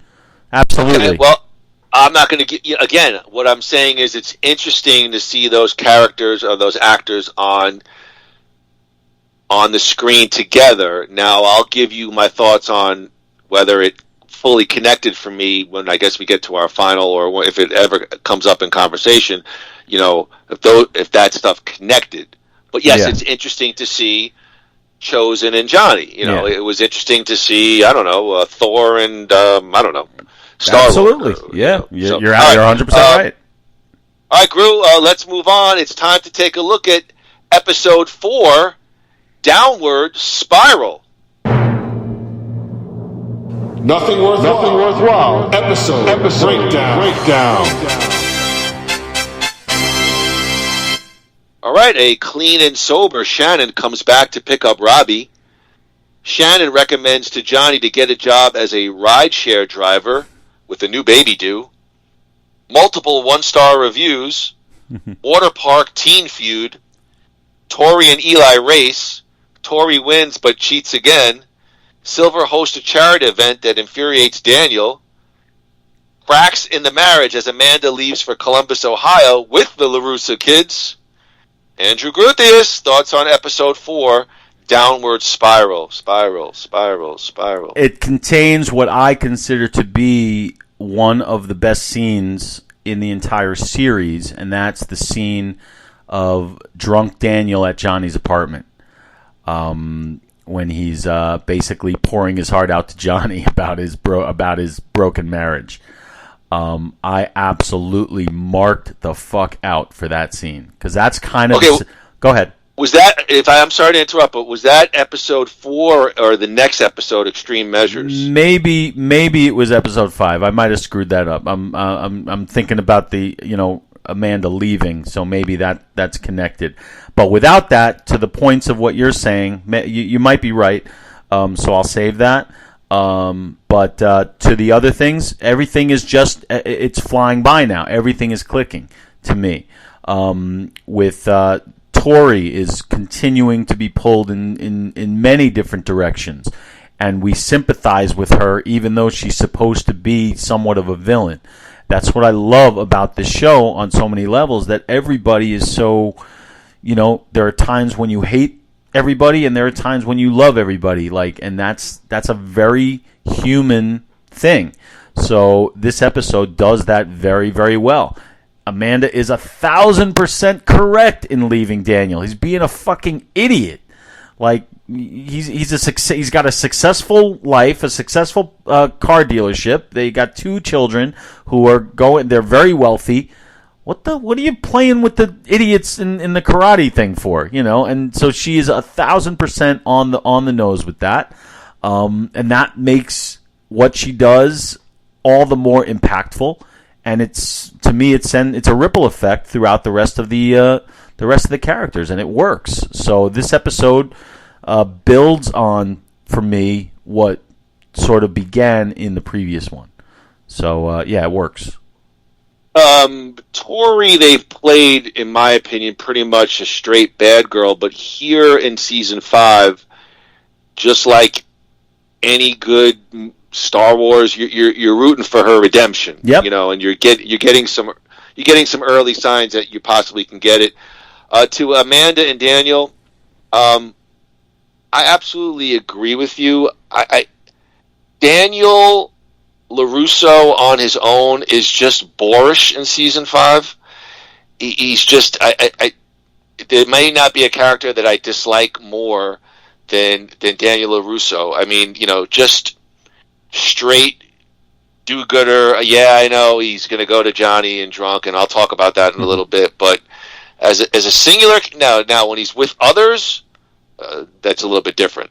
But as a singular character, just please. Well, it's funny you say that, because that is basically what his character is in the second and third movie. You don't like him anymore because he is exactly like that. In the first one, he's a punk. and he has to step it up.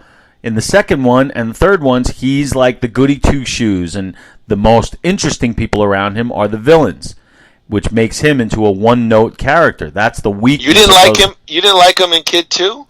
Not really. He was just, he was so just... you were like 14, 15 or whatever years old, and you were like, I don't like Daniel. No, at that time, I obviously loved every minute of it.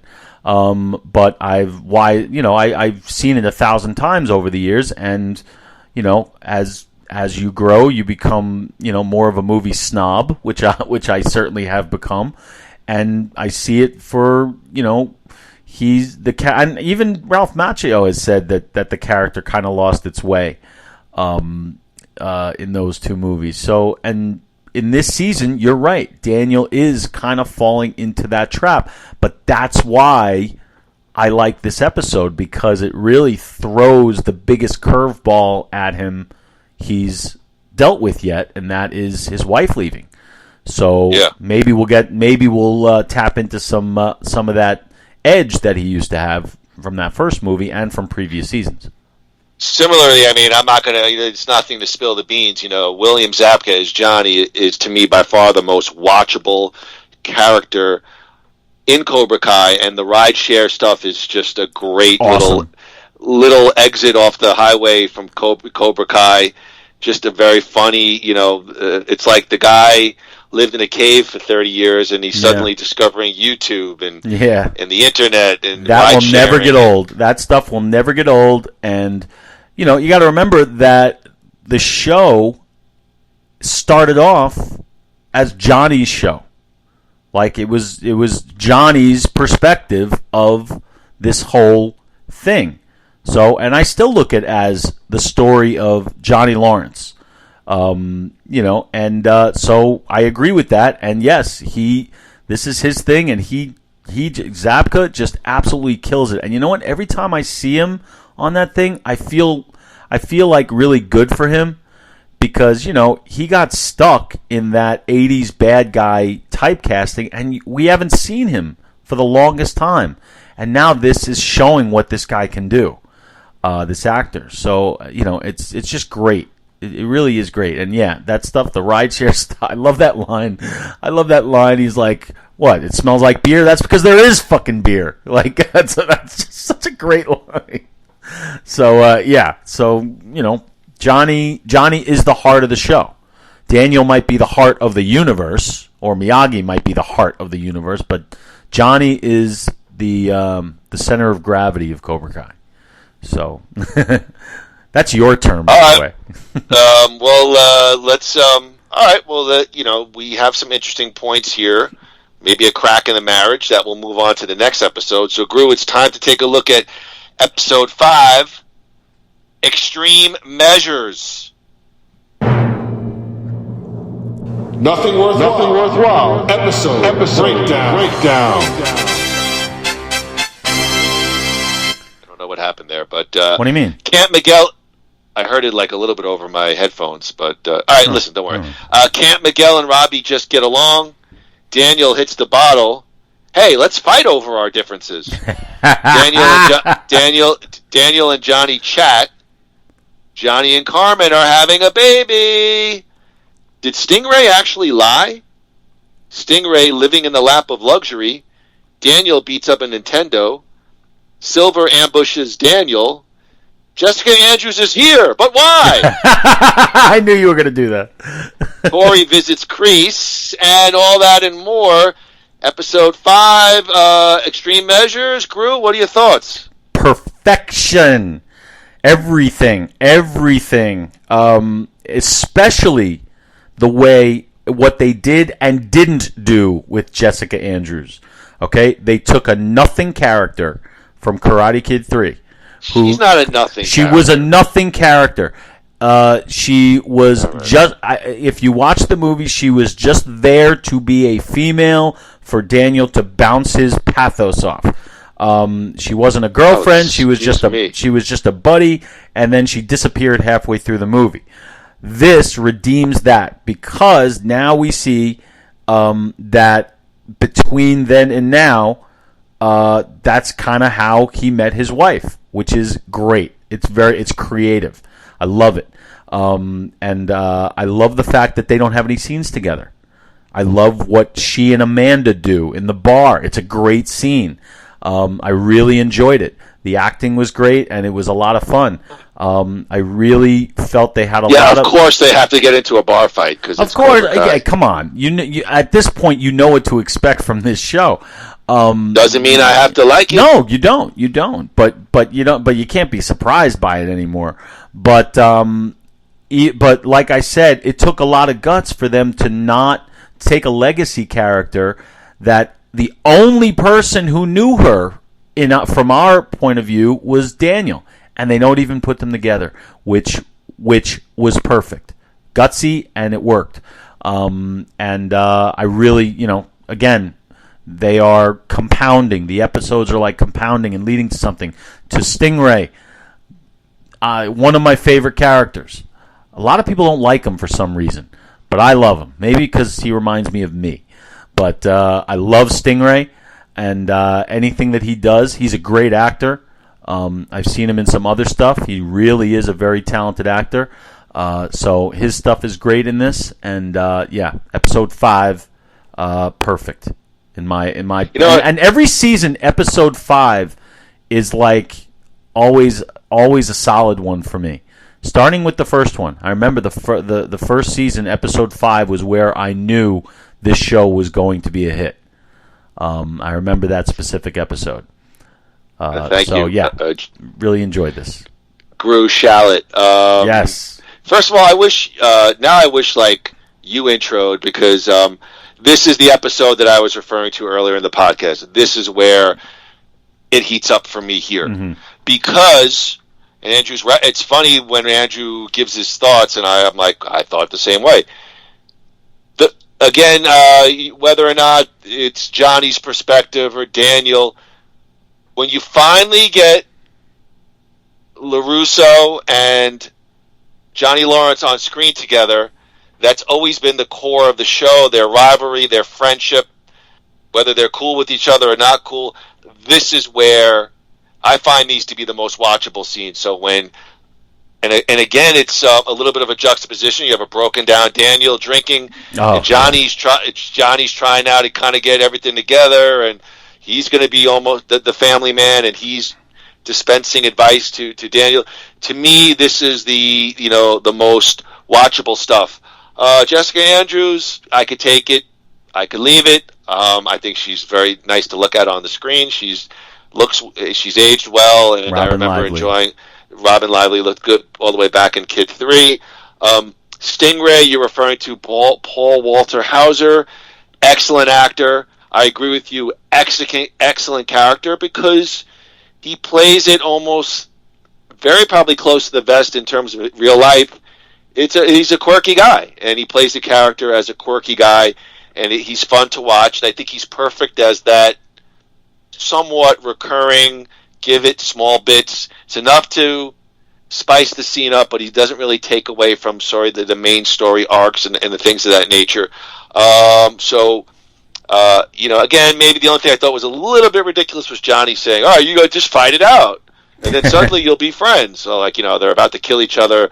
Robbie's going to fall off the banister at the apartment complex, and then all of a sudden, it's like they all see the light, and now they're happy stepbrothers.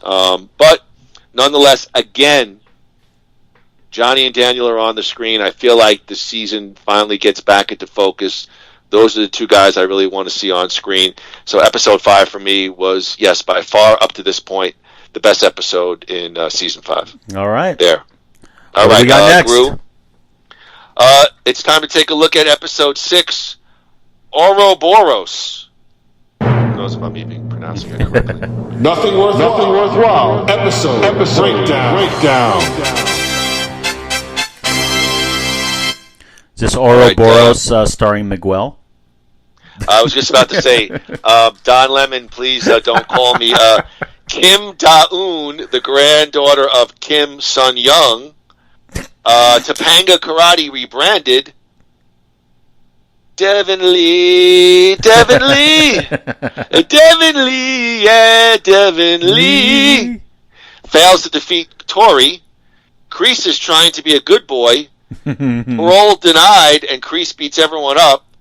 Daniel says karate no more. Johnny and Chosen fight the new senseis. Amanda and Daniel visit Miyagi-Do Dojo, and Daniel is inspired. Andrew Guthius, thoughts on episode 6, Ouroboros, or Ouroboros? It's just taking the momentum and continuing. I love that Amanda is sort of coming around to see what the hell's really going on here. That you're looking. Well, that's because the Jessica Andrews character provides that exposition to her, and finally she says, "Boy, back in the day, he was really fucked up over what happened to him." Yeah, and actually, as ridiculous as the kid films sometimes are, it was fucking trying. I mean, it was every couple of years. You bring up an excellent point, because a lot of what, the reaction to, forget about whether you like the season or not, a lot of the reaction to the season is that it seems to make Karate Kid 3 a better movie, a better story. So I agree with that.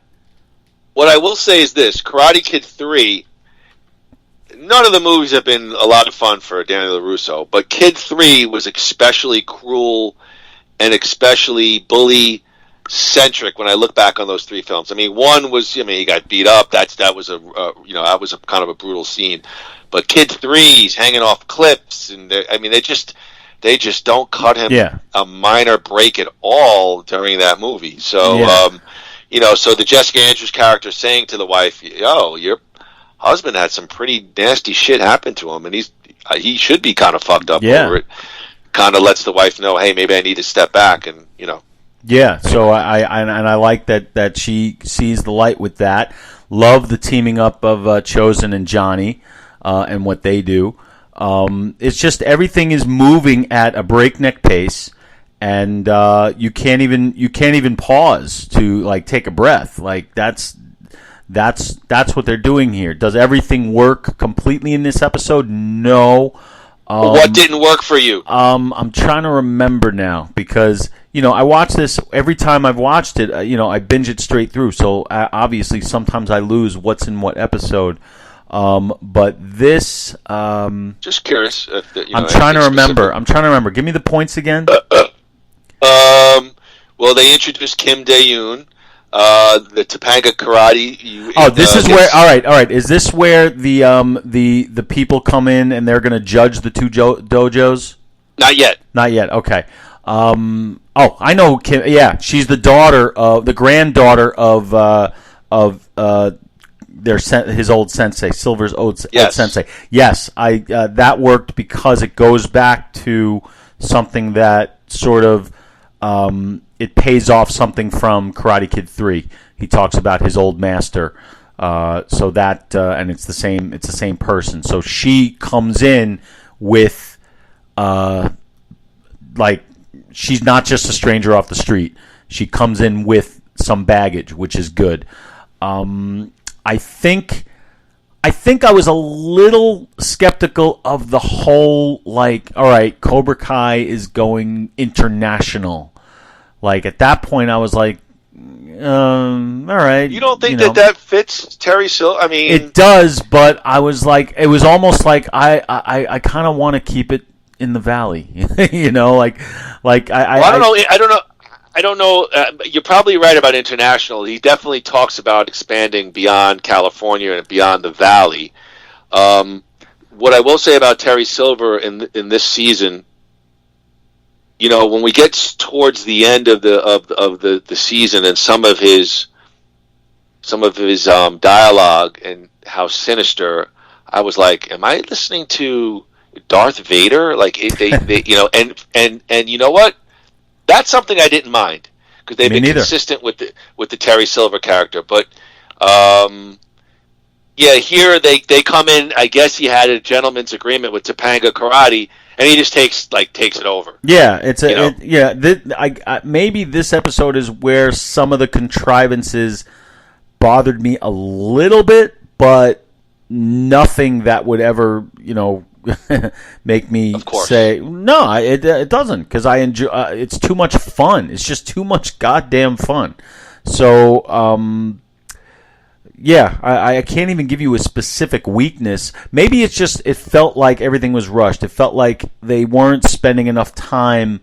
They were just too quickly moving from set piece to set piece. Maybe. I don't know. I feel like maybe I have to watch this episode again. Something is not registering. But either way, if you take the sum of its parts, it works beautifully. I think meshing them together, this episode was a tad uneven. That's what I'll say. Just sum of parts equals single. No, but do you know what I mean by that? Do you know what I mean by that? Yeah, but I was just thinking, like, you were like, so much goddamn fun, and I'm like, Andrew Gruthius of Metacritic says, quote, so much goddamn fun. And yes. It's like, hello, Don. Well, we should be on that site by now at this point, but. Do you see what I mean though by like maybe just a little too much going on in the episode? Does that make sense to you?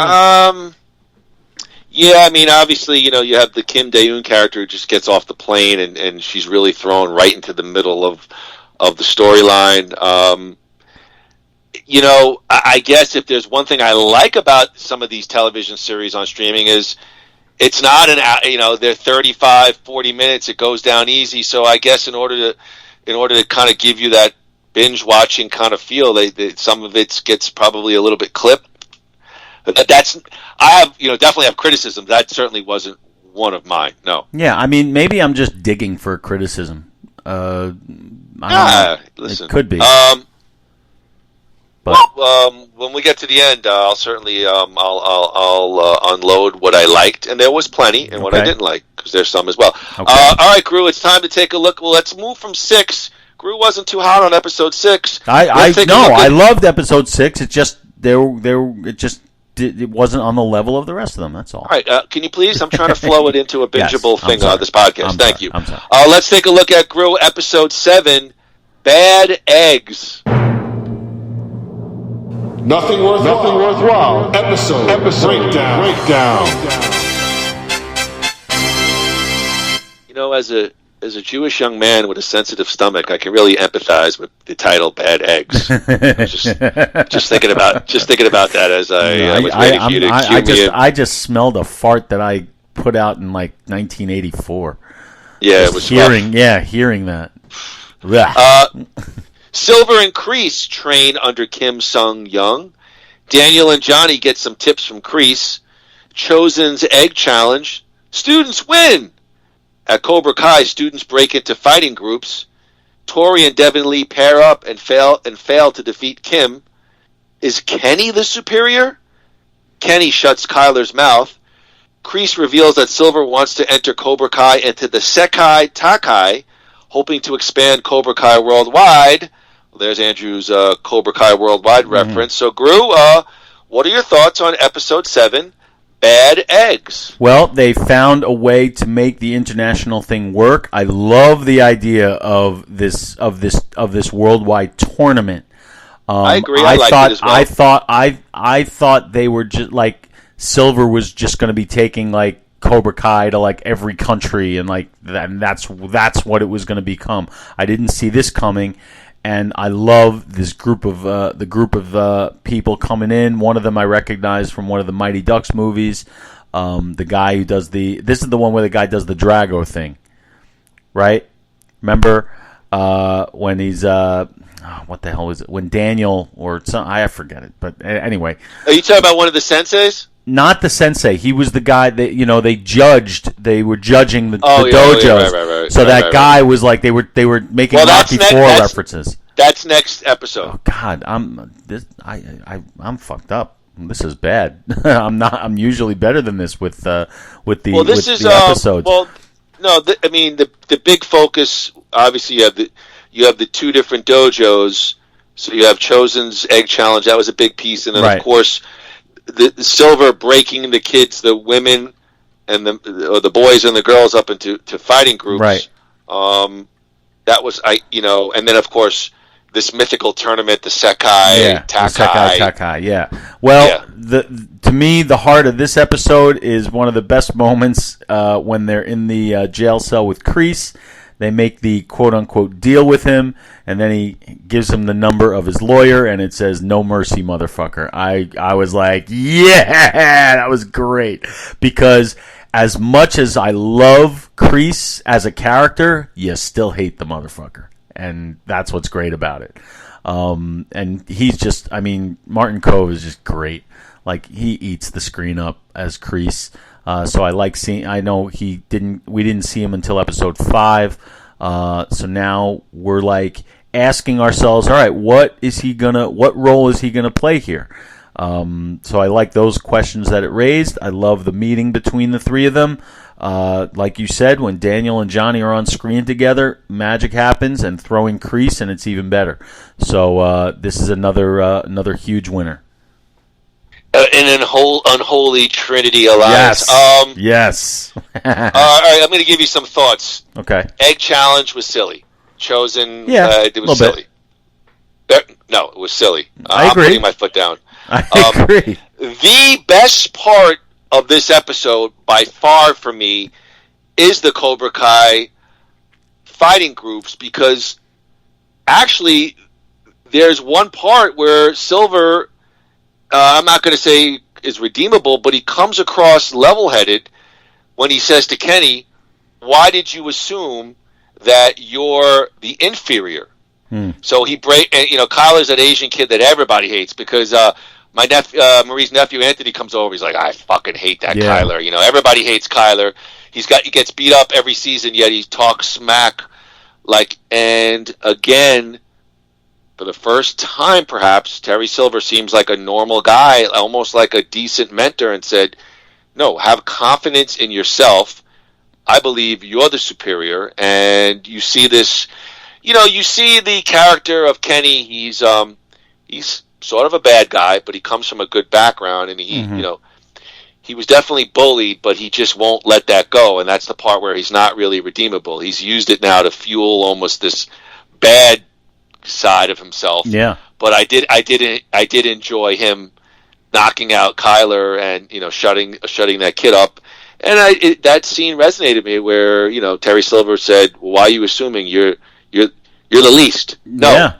Be confident and be the best. That's really good writing, and one line like that gives Terry Silver another layer of depth that through 2 seasons of Cobra Kai and a movie we haven't really gotten to yet. So that's what these writers do so well, is they take these characters that are so familiar to us and give them new levels. So they did that very well with this one. So with the I'm right there with you. That was a very imaginative thing that they did with those 2 characters. I just that scene in the jail cell just got me out of my seat. Like, I was just like, F yeah. It was just so cool to me. But I do agree with you on the originality and the detail of with the groups and how they advanced the plot and they advanced the story with just these 2 guys and their dynamic. Yeah, and I also thought not on the same level, but the Tori and Devin Lee, they're teaming up to go up against Kim. Kim's obviously a karate master, right? And the 2 girls sometimes are on the same page, sometimes they're not, and obviously they're unable to defeat Kim. Episode 7 was an interesting one for me. I won't put it on level of 5, but it was definitely one of the better episodes of season 5. I did enjoy it. The Chosen thing was silly. Just, if I'm to be honest, it just made Chosen look like a one-note, happy-go-lucky Asian guy. It was silly. I didn't really care. I agree it was silly, but I didn't mind it. Not at this point. Okay. Yeah, all right. They earned it.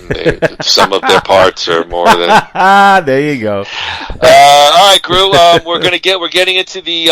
Let's get excited here. We're getting into the final leg of season 5. Gru, let's take a look at episode 8, Takai. Nothing worthwhile. Episode breakdown. Yes, let's meet in the brambles. Oh, sorry. Sekai Takai Selection Committee. Miyagi-Do and Eagle Fang can try out. Let's hold a tournament to decide. Kreese tells Tori, look after yourself. Sam finds the discarded octopus. Kenny beats Eli via the silver bullet. Of course the ref is dirty. It's Cobra Kai. Tori flees. Sam defeats Devin Lee.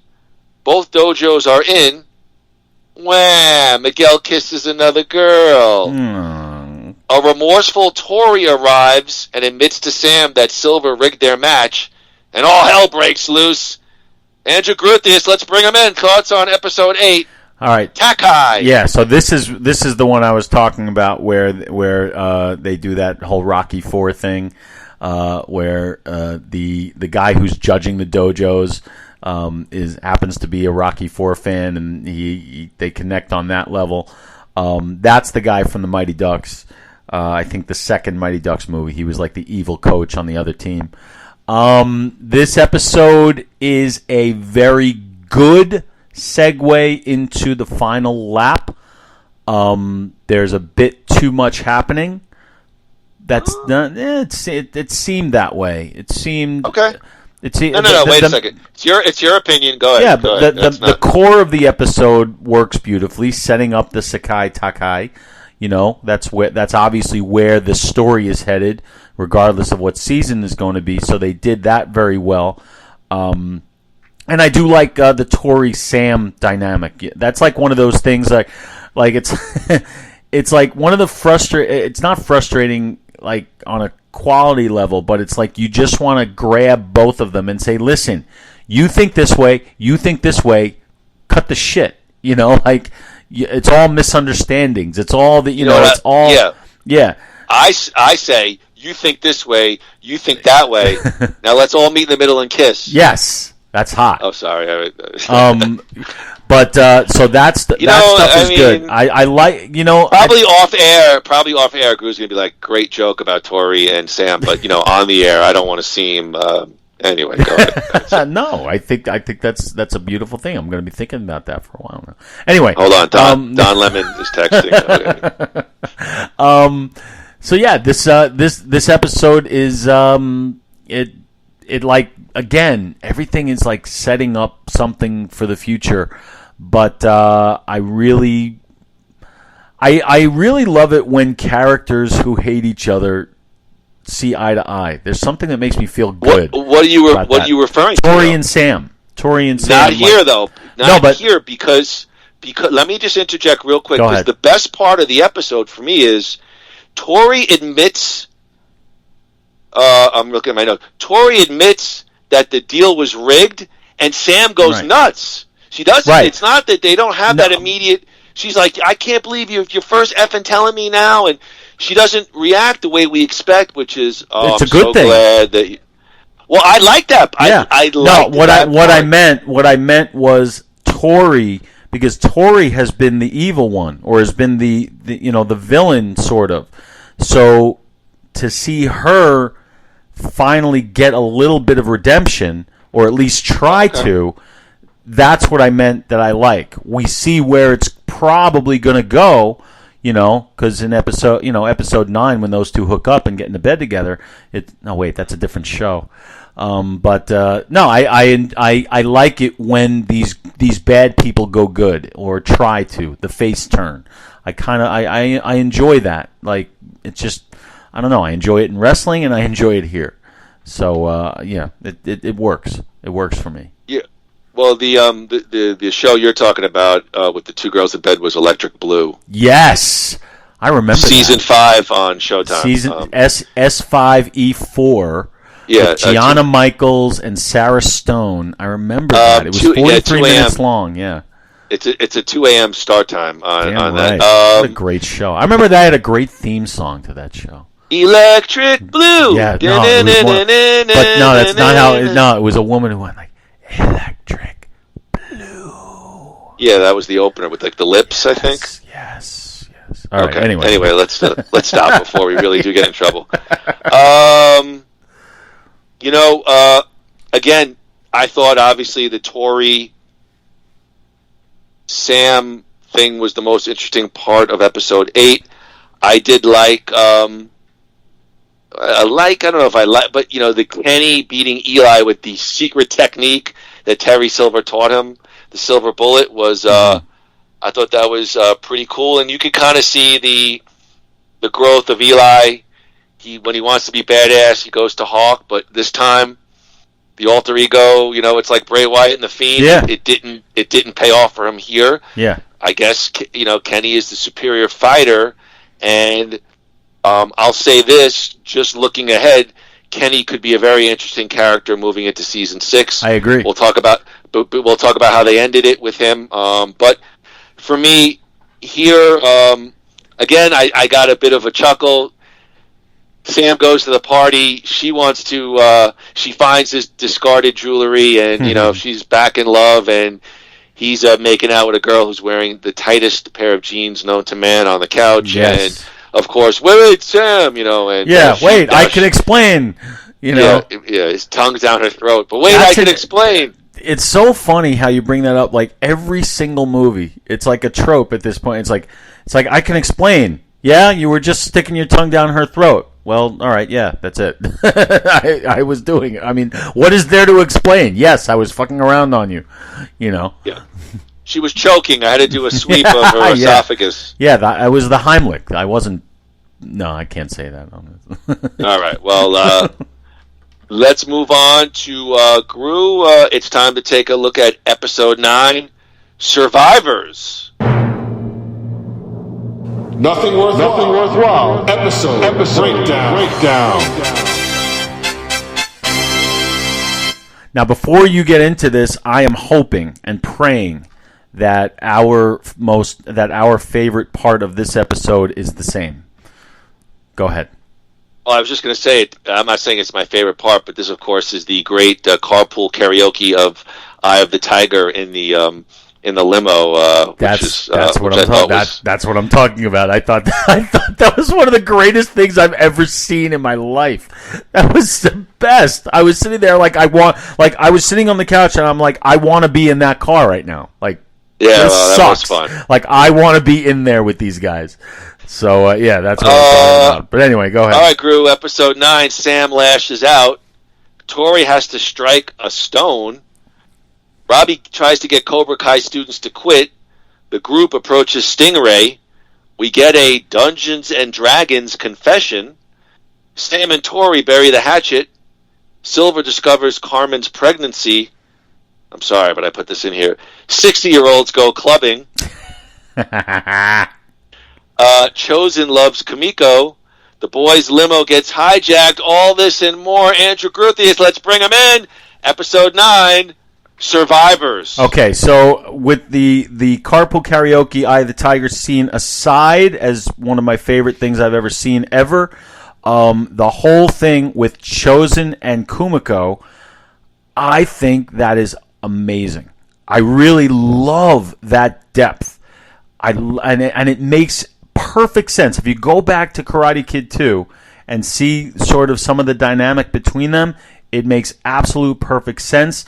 And it gives Chosen these multi-layers. It helps to cement him, in my opinion, as the MVP of the season. We'll get into more of that later. But this episode, to me, with just almost for that alone, and creating that thing that gives you a whole bunch of things to think about and reflect on as far as the past goes and where it could go in the future. Maybe not. Who cares? I think this it's just inventive and detailed writing that just I don't know. It's hard to put into words. It just resonates and everything and it makes everything else around it work. So Chosen going off to the side and leaving a voicemail message, that made the whole episode. Yes. Oh Lord! Because as a moron who's done that himself, I totally feel for the guy, but it's just because of the connection that this one phone call has to this entire thing that we're obsessing over. That's a little thing that means a whole lot more than what you see on the screen to me. So, yeah, I like the actor who plays Chosen. The MVP. First, he's fun to watch, but ultimately, I don't get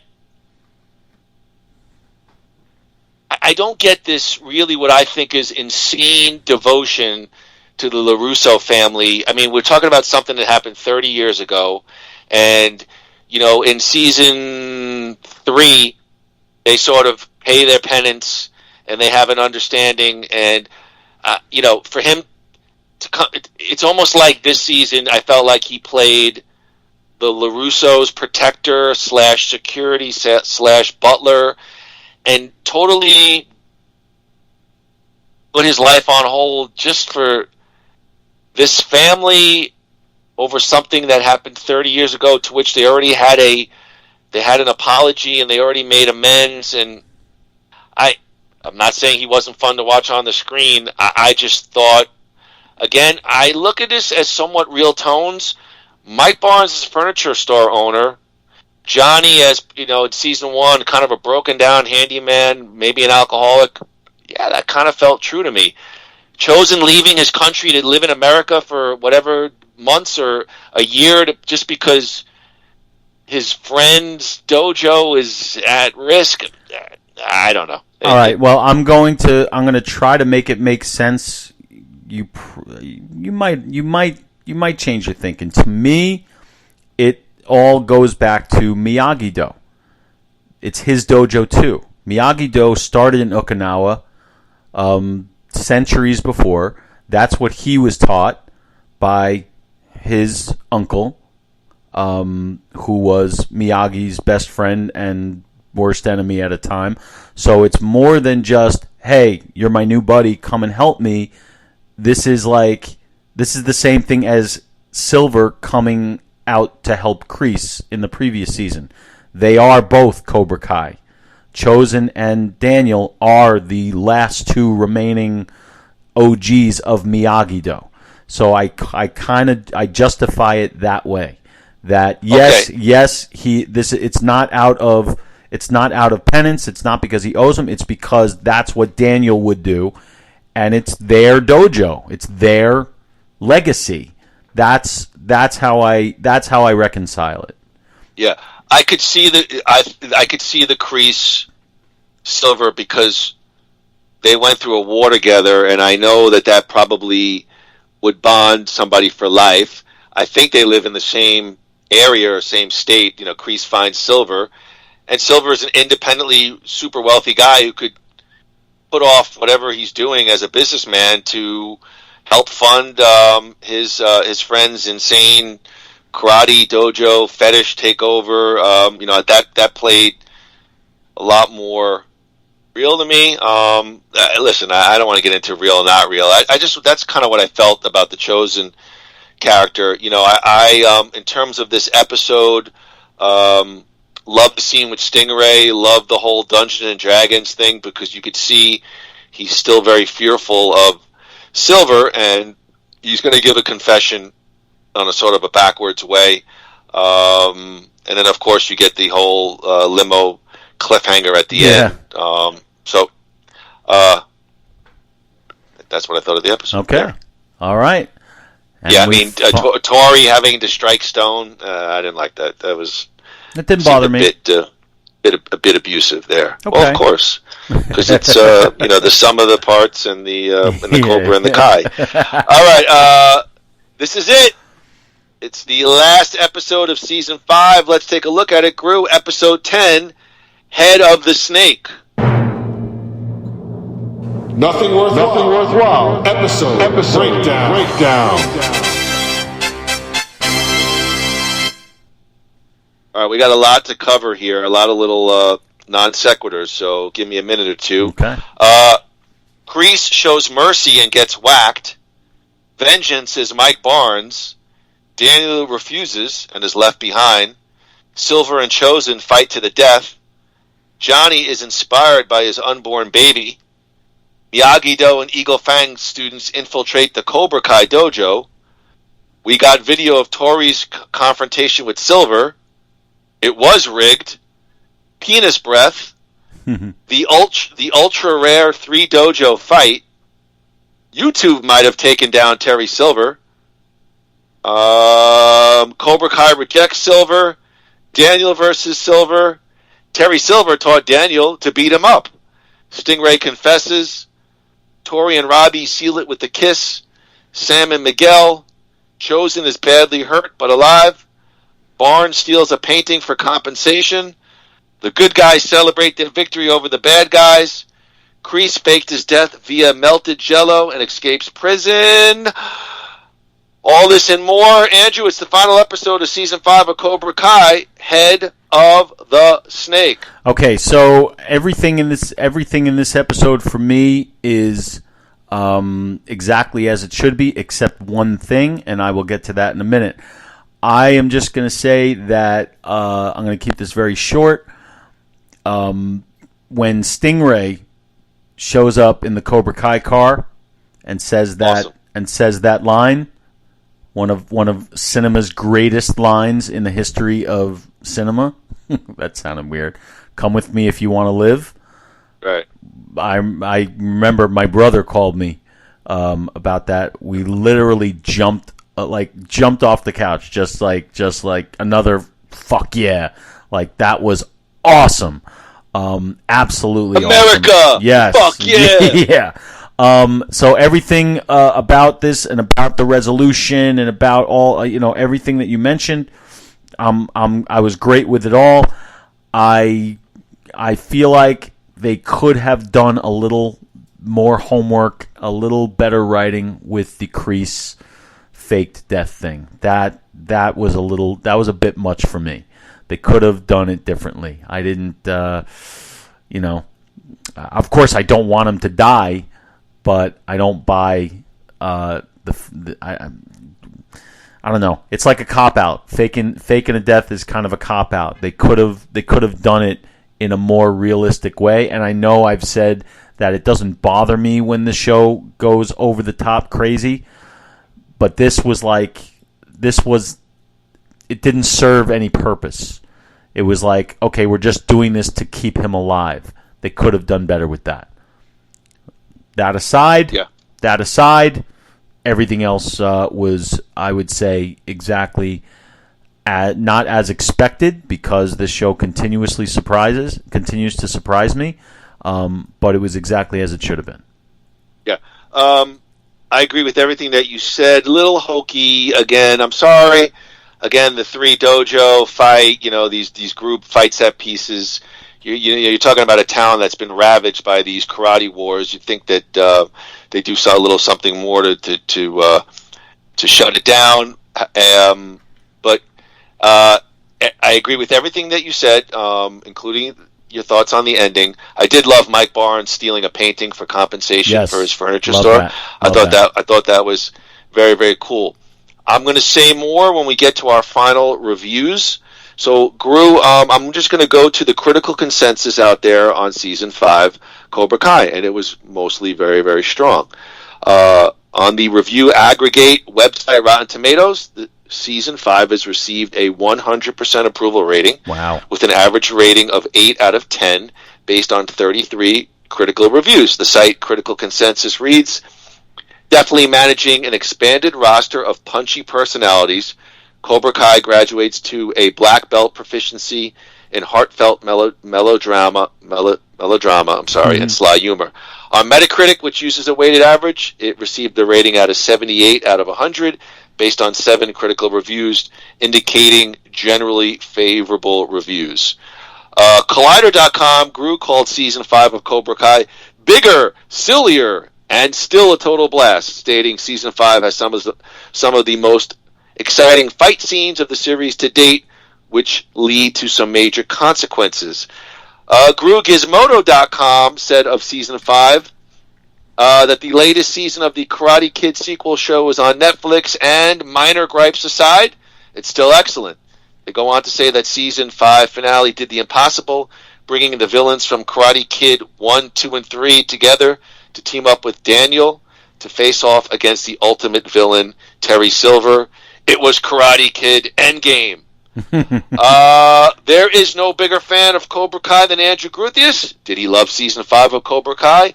Any criticisms? He did touch upon it earlier.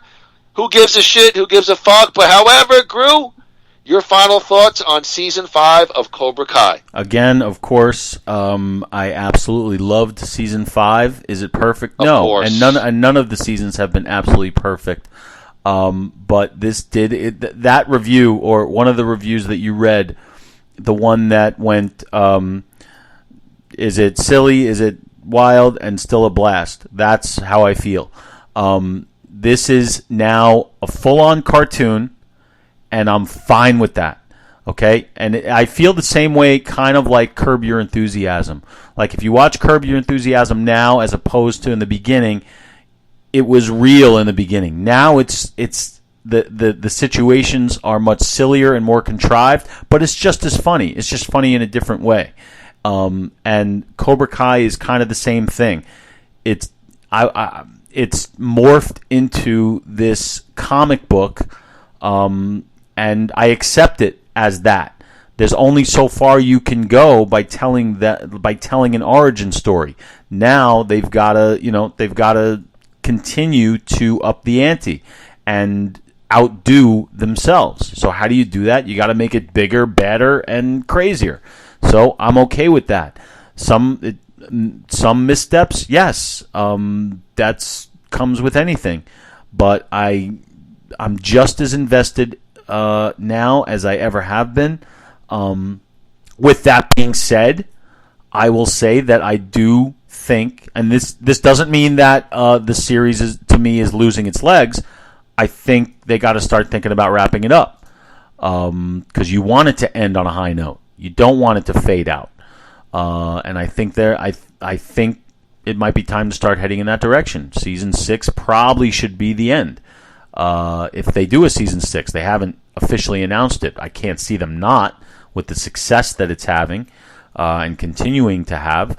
But I look at all these seasons. I told you this when we did Season 5. Season 4. I look at them like a parent would look at their children. They love them all equally, just in different ways. I can't stack this up against the other ones because I love them all, and they all get the same kind of reactions from me. So Season 5, do we have a metric? Do we have? I did a Karate Geese. I mean, which right. It's not. So. Okay, so out of how many? We'll stick with the 0 to 4. 0 to scale. 4. 0 to 4. All right, I am going to give it 4 Karate Geese, just like I gave the other ones, because of everything I said. It's a great show. Even at its weakest, it's still a great entertainment, and it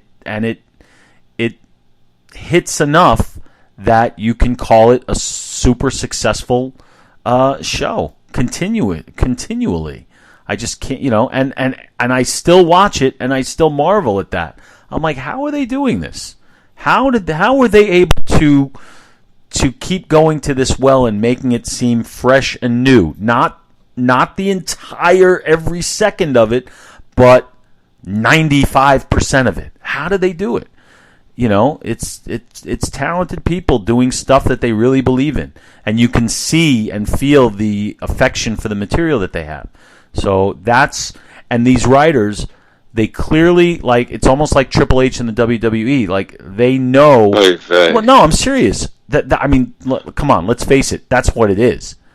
It's it's contrivances, it's rivalries, it's faces and heels, it's switching allegiances, it's people turning on people.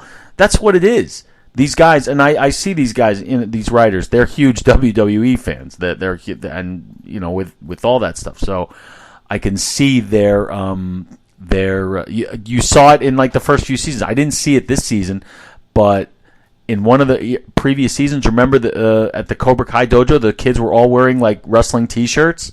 Like there was like a Macho Man T-shirt and like an Ultimate Warrior shirt. So, this is just continuing to be, my favorite show on TV in a very, very long time. So season 5, 4 Karate Gis, I absolutely love it, and I can't. I'd rather talk more off of your.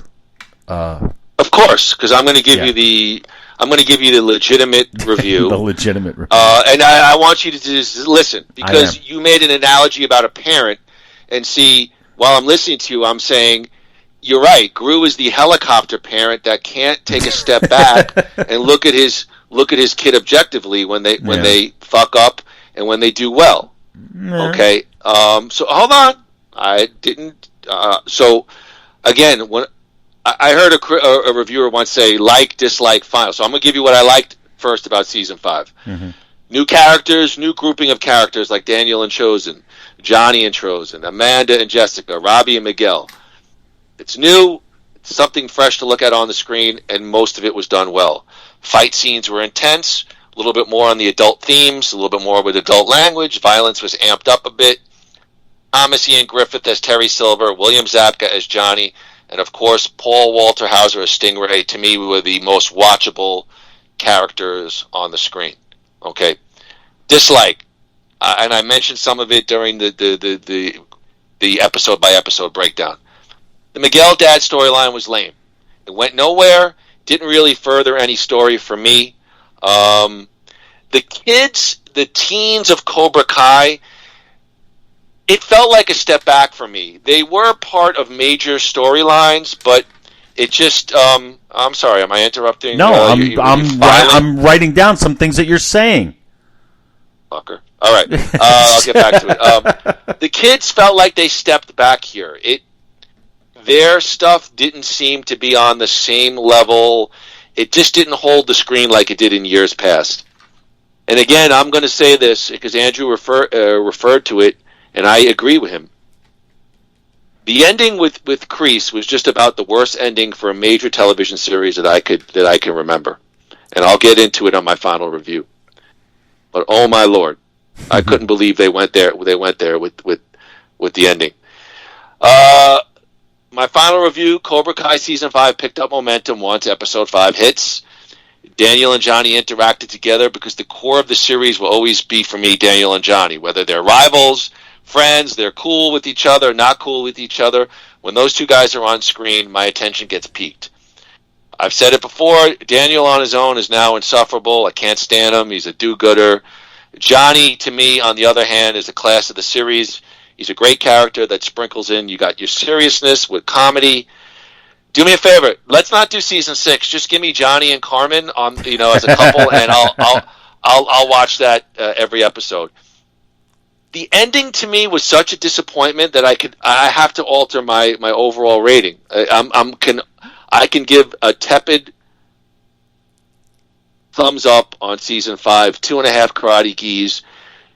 And here's what you said comparative to what I said. You just turned a straightforward television series into fantasy. I'm looking forward to season 6 of Cobra Kai, Game of Cobras. I mean, let's have dragons, and let's have, to me, what I would have done is, if you want to build into the Kreese character, let him go over on the psychologist. Let him do that Edward Norton. Let him fake it the whole season. Get out. On the way out, he rips the suit off. He's got the Cobra Kai T-shirt underneath, and I could buy into that. But he grabs the card, and Jello. The guy goes, "Oh my God, that's Jello!" And he beats everybody. And you know how I know there's something to it? Our 17-year-old nephew was watching with me, and he went, that's how they're ending the series?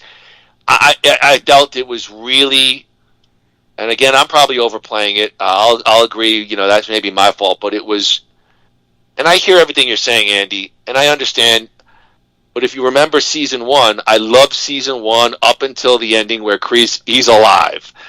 I don't. If you want to go soap opera from moment go. But to me, what I loved about season 1 was it felt like you were really revisiting these characters 30 years later, and it felt like this is where they all should be. Wow, Daniel LaRusso is a well-to-do guy in California with a car dealership. Of course, Johnny, he was the winner in high school. Of course, he's the loser now, and he's a drunk, and that ending it really bothered me on a whole lot of levels. I enjoyed season 5. And for perhaps different reasons for you, and I do agree, I think they'll commit to season 6, but for some reason I feel like they've said maybe season 6 might be it. But that ending, again, I've said to you before, Sugar Ray Leonard once said, it's how you begin the round and how you end. The beginning was not great, but it wasn't dog horrible. I just felt the ending was really way over the top and could have been done a lot better. And it took the starch out of me for a season that, for the most part, I generally enjoyed. There, I said it. All right. Well, I will. Let me take a sippy. Yeah, take a sippy. I agree with you as far, I said my feeling about the end. I wasn't as devastated by it as you were. It didn't affect my enjoyment of the season. But like I said, it was very contrived and could have been done. You just came up right here with a better idea than they did. With him fooling the psychiatrist and then getting out. That would have been great. Wouldn't that would have been fun? Great. Yeah. Wouldn't that have been fun? Absolutely. And they did. They did some of it during the season. Let that be a subplot where he has some interesting back and forth with the psychologist. Yep. And they did have some of it where Kreese is imagining some of the people that he hurt in his session. A young Williams, a young Johnny. Great I loved stuff. when they did the de-aging. That was really cool. And the way let him have some back and forth, and ultimately he plays it good for the entire season. And then when he finally gets out on parole, fuck these guys. Yeah, that's a great idea, and the take payoff, out a stogie, rip off the shirt, and couldn't agree more. The only place we disagree is that it didn't knock me out of the thing like it seemed to do with you, and that's perfect. I've read, and I've talked to people who have the same opinion as you. I've talked to people who have the same opinion as me, and I've talked to people who love the ending. So it's but it is weak, absolutely. But it doesn't affect the rest of it for me. I just want to hit 2 points that you made. While I agree with you to a point about the Miguel and his dad storyline, I think what it does is it amps up the Johnny and Miguel storyline. That's the purpose that it serves, and I think it does that effectively. That's where I can forgive it. Yes, it does end too quickly, but it ends quickly because it's not about Miguel and his dad. It's about Miguel and Johnny, and that's how they tie it together. So I'm okay with that. And what you said about, I love how what you said about me being like a helicopter parent. Although I disagree with you a little bit, because I will call out its weaknesses, but as far as my admiration and love for the seasons, I love them all equally, just in completely different ways. That doesn't mean they're perfect, okay? And I will, just like we just did. The actual ending of this season sucked, but I still love the season. So so I wouldn't say I wouldn't say helicopter. I would just say yes. It's very difficult for me to be completely objective. Because I just, this is like my thing. But if they send out a season that sucks, I'll say it. They just haven't reached that level yet.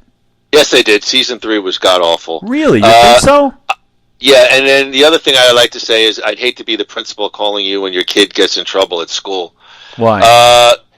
Mr. Gruthius, your son started a riot at lunch with melted Jello, and come here, little Aaron, you would be absolutely I am the first one to. I'm so the opposite of that. Like I'm all about. We don't have children, so I guess that's it's true. It's a good point. It's a good point. Helicopter. It's a good point. But I feel your pain with that. I wouldn't. No, I was saying. Listen, I'm saying it in jest. I'm not. No, I know, no. But and it was funny, and I like, and I thought about it, and I'm like, not quite. I'm not there yet. I'm guilty of some of it, but not completely. Season 3 felt so fan service, as you like to say, and that's where I felt like Cobra Kai took a step back, because you could see it's going to be a pattern now of let's just find every old character from the original couple of movies and let's somehow try to shoehorn them in. And I thought the whole thing going to Okinawa with the car dealership and running into these people, although I know he does try to seek out, I think legitimately, maybe chosen, but I just thought it was silly. And then the girl he saves is the president of Ochimata. I remember that Motors. that was completely contrived, but silly. it didn't stuff. bother me. However, the interesting part, no, what you're saying is your opinion is completely valid. I just have a different one, but that's perfectly fine. But now it'll be interesting because the well is pretty dry as far as who they could bring back and make any difference. I don't think there's any reason to go the Hilary Swank route. If they do, because it's just, but it'll be interesting to see what they do. So far they have succeeded more than they have failed as far as legacy characters, but now there's not many directions that they can go from here. So it'll be interesting to see how it stacks up. But yeah, I mean, obviously the introduction of the Sekai Takai, if I'm pronouncing it correctly, was a good move, because when you're looking at season 6, most of the main rivalries have now been quashed. Right. But so are they going to, I want to, we want to wrap this up, but I mean, obviously you have Kreese returning. I mean, obviously there's rumors that, the couple of the main characters from Karate Kid 4, the Hilary Swank character and the General and maybe one of the Toughies could be in line for returning. I'm thinking, more like Jaden Smith and Jackie Chan. Let them come back. I'm joking. I think they have officially ruled that out as canon. But either way, I'm done with that. Meaning that I don't need to see any more characters come out of anywhere. And let's see what they can do with what they have. And I'm interested to see. Is Silver gone, or is he going to be, or I don't know. The ending. I think they need to move away from Silver and maybe team up Kim with Kreese, perhaps. The only other thing I want to say is I believe I've read they've made some slight Easter egg allusion to Karate Kid, the next Karate Kid, 4 or whatever, the Hilary Swank one. I'm not really sure with what, but I'm pretty sure they've dropped some small Easter eggs from time to time, including that film. And maybe, I don't know, but nothing about bringing those characters in that I can think of. And this is why I'm not a professional writer, but I can't think of anything that would work other than a gratuitous cameo. Like they brought in Elizabeth Shue at the end of the 3rd season. Did you not like that? I thought what they did with her was fantastic. Yes. Yeah. And I think that was season. Was that not season 2? I thought it was season 3. I thought it was 2, but nonetheless, what they did with her made sense a little bit, and they brought her in and took her out.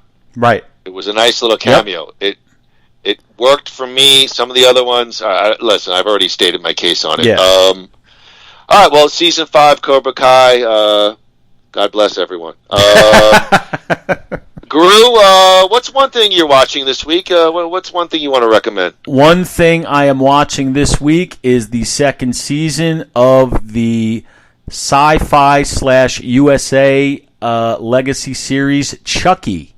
Which the first season was, to to me a complete surprise. I bowed out of the Child's Play series after like Child's Play 3.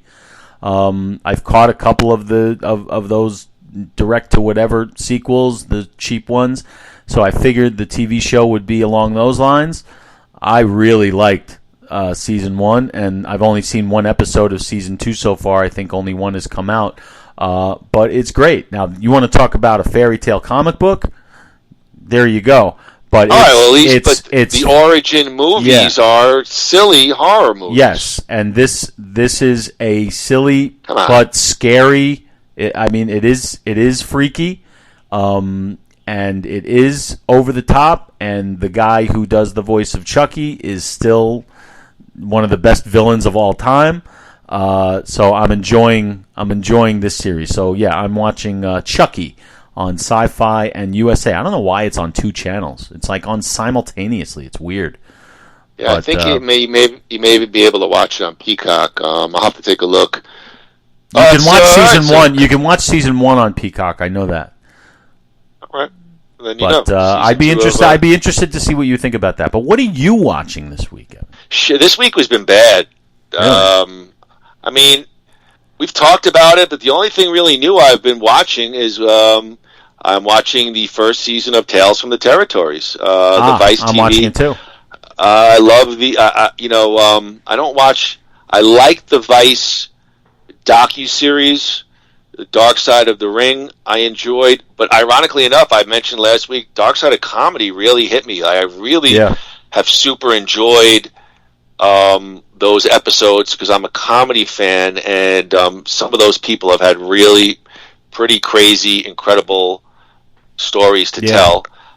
Tales from the Territories. If you're a wrestling fan, it's from a woebegone era of when wrestling was divided into small fiefdoms and territories, and it really focuses, at least the first 2 episodes, on the Memphis territory and Jerry the King Lawler and reality-based television entertainment, Andy Kaufman's involvement there, and have enjoyed it. But no, I really haven't watched anything too much new this week. Hopefully next week I'll be able to give you something fresh. I'll find something. Well, Tales from the Territories is fresh. I watched it too. I've seen both episodes so far, and I agree with you. It's great stuff. And all that stuff, the Dark Side of the 90s, Dark Side of the Ring, and this one too. I think they're all made by the same people. And they do a really good job. The only thing I don't like about you know what I'm going to say. The only thing it's a little weird. It's not necessary. Tell the stories. You don't need to fake it. Well, For some reason, as you like to say, it doesn't bother me. It doesn't bother me either. If I have to nitpick something, it's still real to me. Damn it. Yeah, and it's a great, and I love watching them. It's great. If I had to nitpick, that's a nitpick. But other than that, it's very well done, and I look forward to. I'm looking forward to. It's sort of cool now that some shows are going back to the weekly episodes. It's like I can look forward to next week's Chucky. I can look forward to next week's Tales from the Territories. So it's all this binge watching. Now with some things you're getting that longing for next week on and Batman. What? And next week I can watch the next episode of Real Housewives of Beverly. Oh wait, damn right. Sorry. No, yeah, I definitely agree. Real Dark Side of the 90s. They did a 2-part UFC. That's great. I saw it. It focuses on I didn't really even know the early stages of UFC when it was just a complete shit show of no rules and a 400-pound guy versus a 120-pound guy. Anyway, I enjoyed that stuff. Gru, for our next week, our next Nothing Worthwhile podcast, Gru and I will review the final of the Blumhouse trilogy reboot. It's on Peacock right now. 2022 Halloween Ends, starring Jamie Lee Curtis. Gru, Halloween Ends. Yeah, can you stay around another 3 hours so we can record that show now? Because I watched the movie yesterday, and I'd love to talk about it now. But no, I got to take the dog for a walk. Like I said, we need some willpower. We need to let it digest. And next week we will be discussing Halloween Ends, or does it? So yeah, that's going to be fun. I think. All right, Gru. I'm sorry. Go ahead. No, endings never end well. It's just a quick. Go ahead. Let me hear your thought. No, I'm looking forward to talking about Halloween Ends. I think I'm going to watch it again just to make sure I have everything, because a lot happens in that movie. So and I think it's if you're a fan of the series, a fan of cinema, and a fan of horror, there's some stuff to legitimately debate about on the movie. Yeah, for sure. And you know what? With movies these days, the more divisive it seems like, the better. Remember Bischoff, controversy creates cash? Like, the more, if it's divisive, which it seems to be according to all the reviews that I've read, as long as people are talking about it, like, that's a good thing. So, and I think that's what it is here. So, definitely looking forward to next week and Halloween Ends.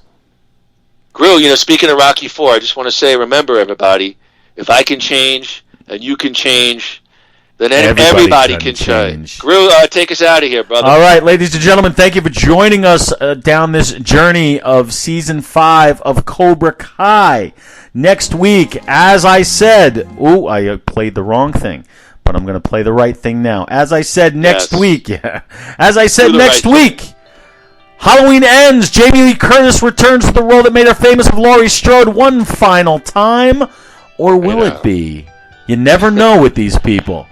But next time, we're looking forward to having you here. I'll be here. Evan will be here. And until then, ladies and gentlemen, 1, 2, 3. Rip on. Whack, whack. Back.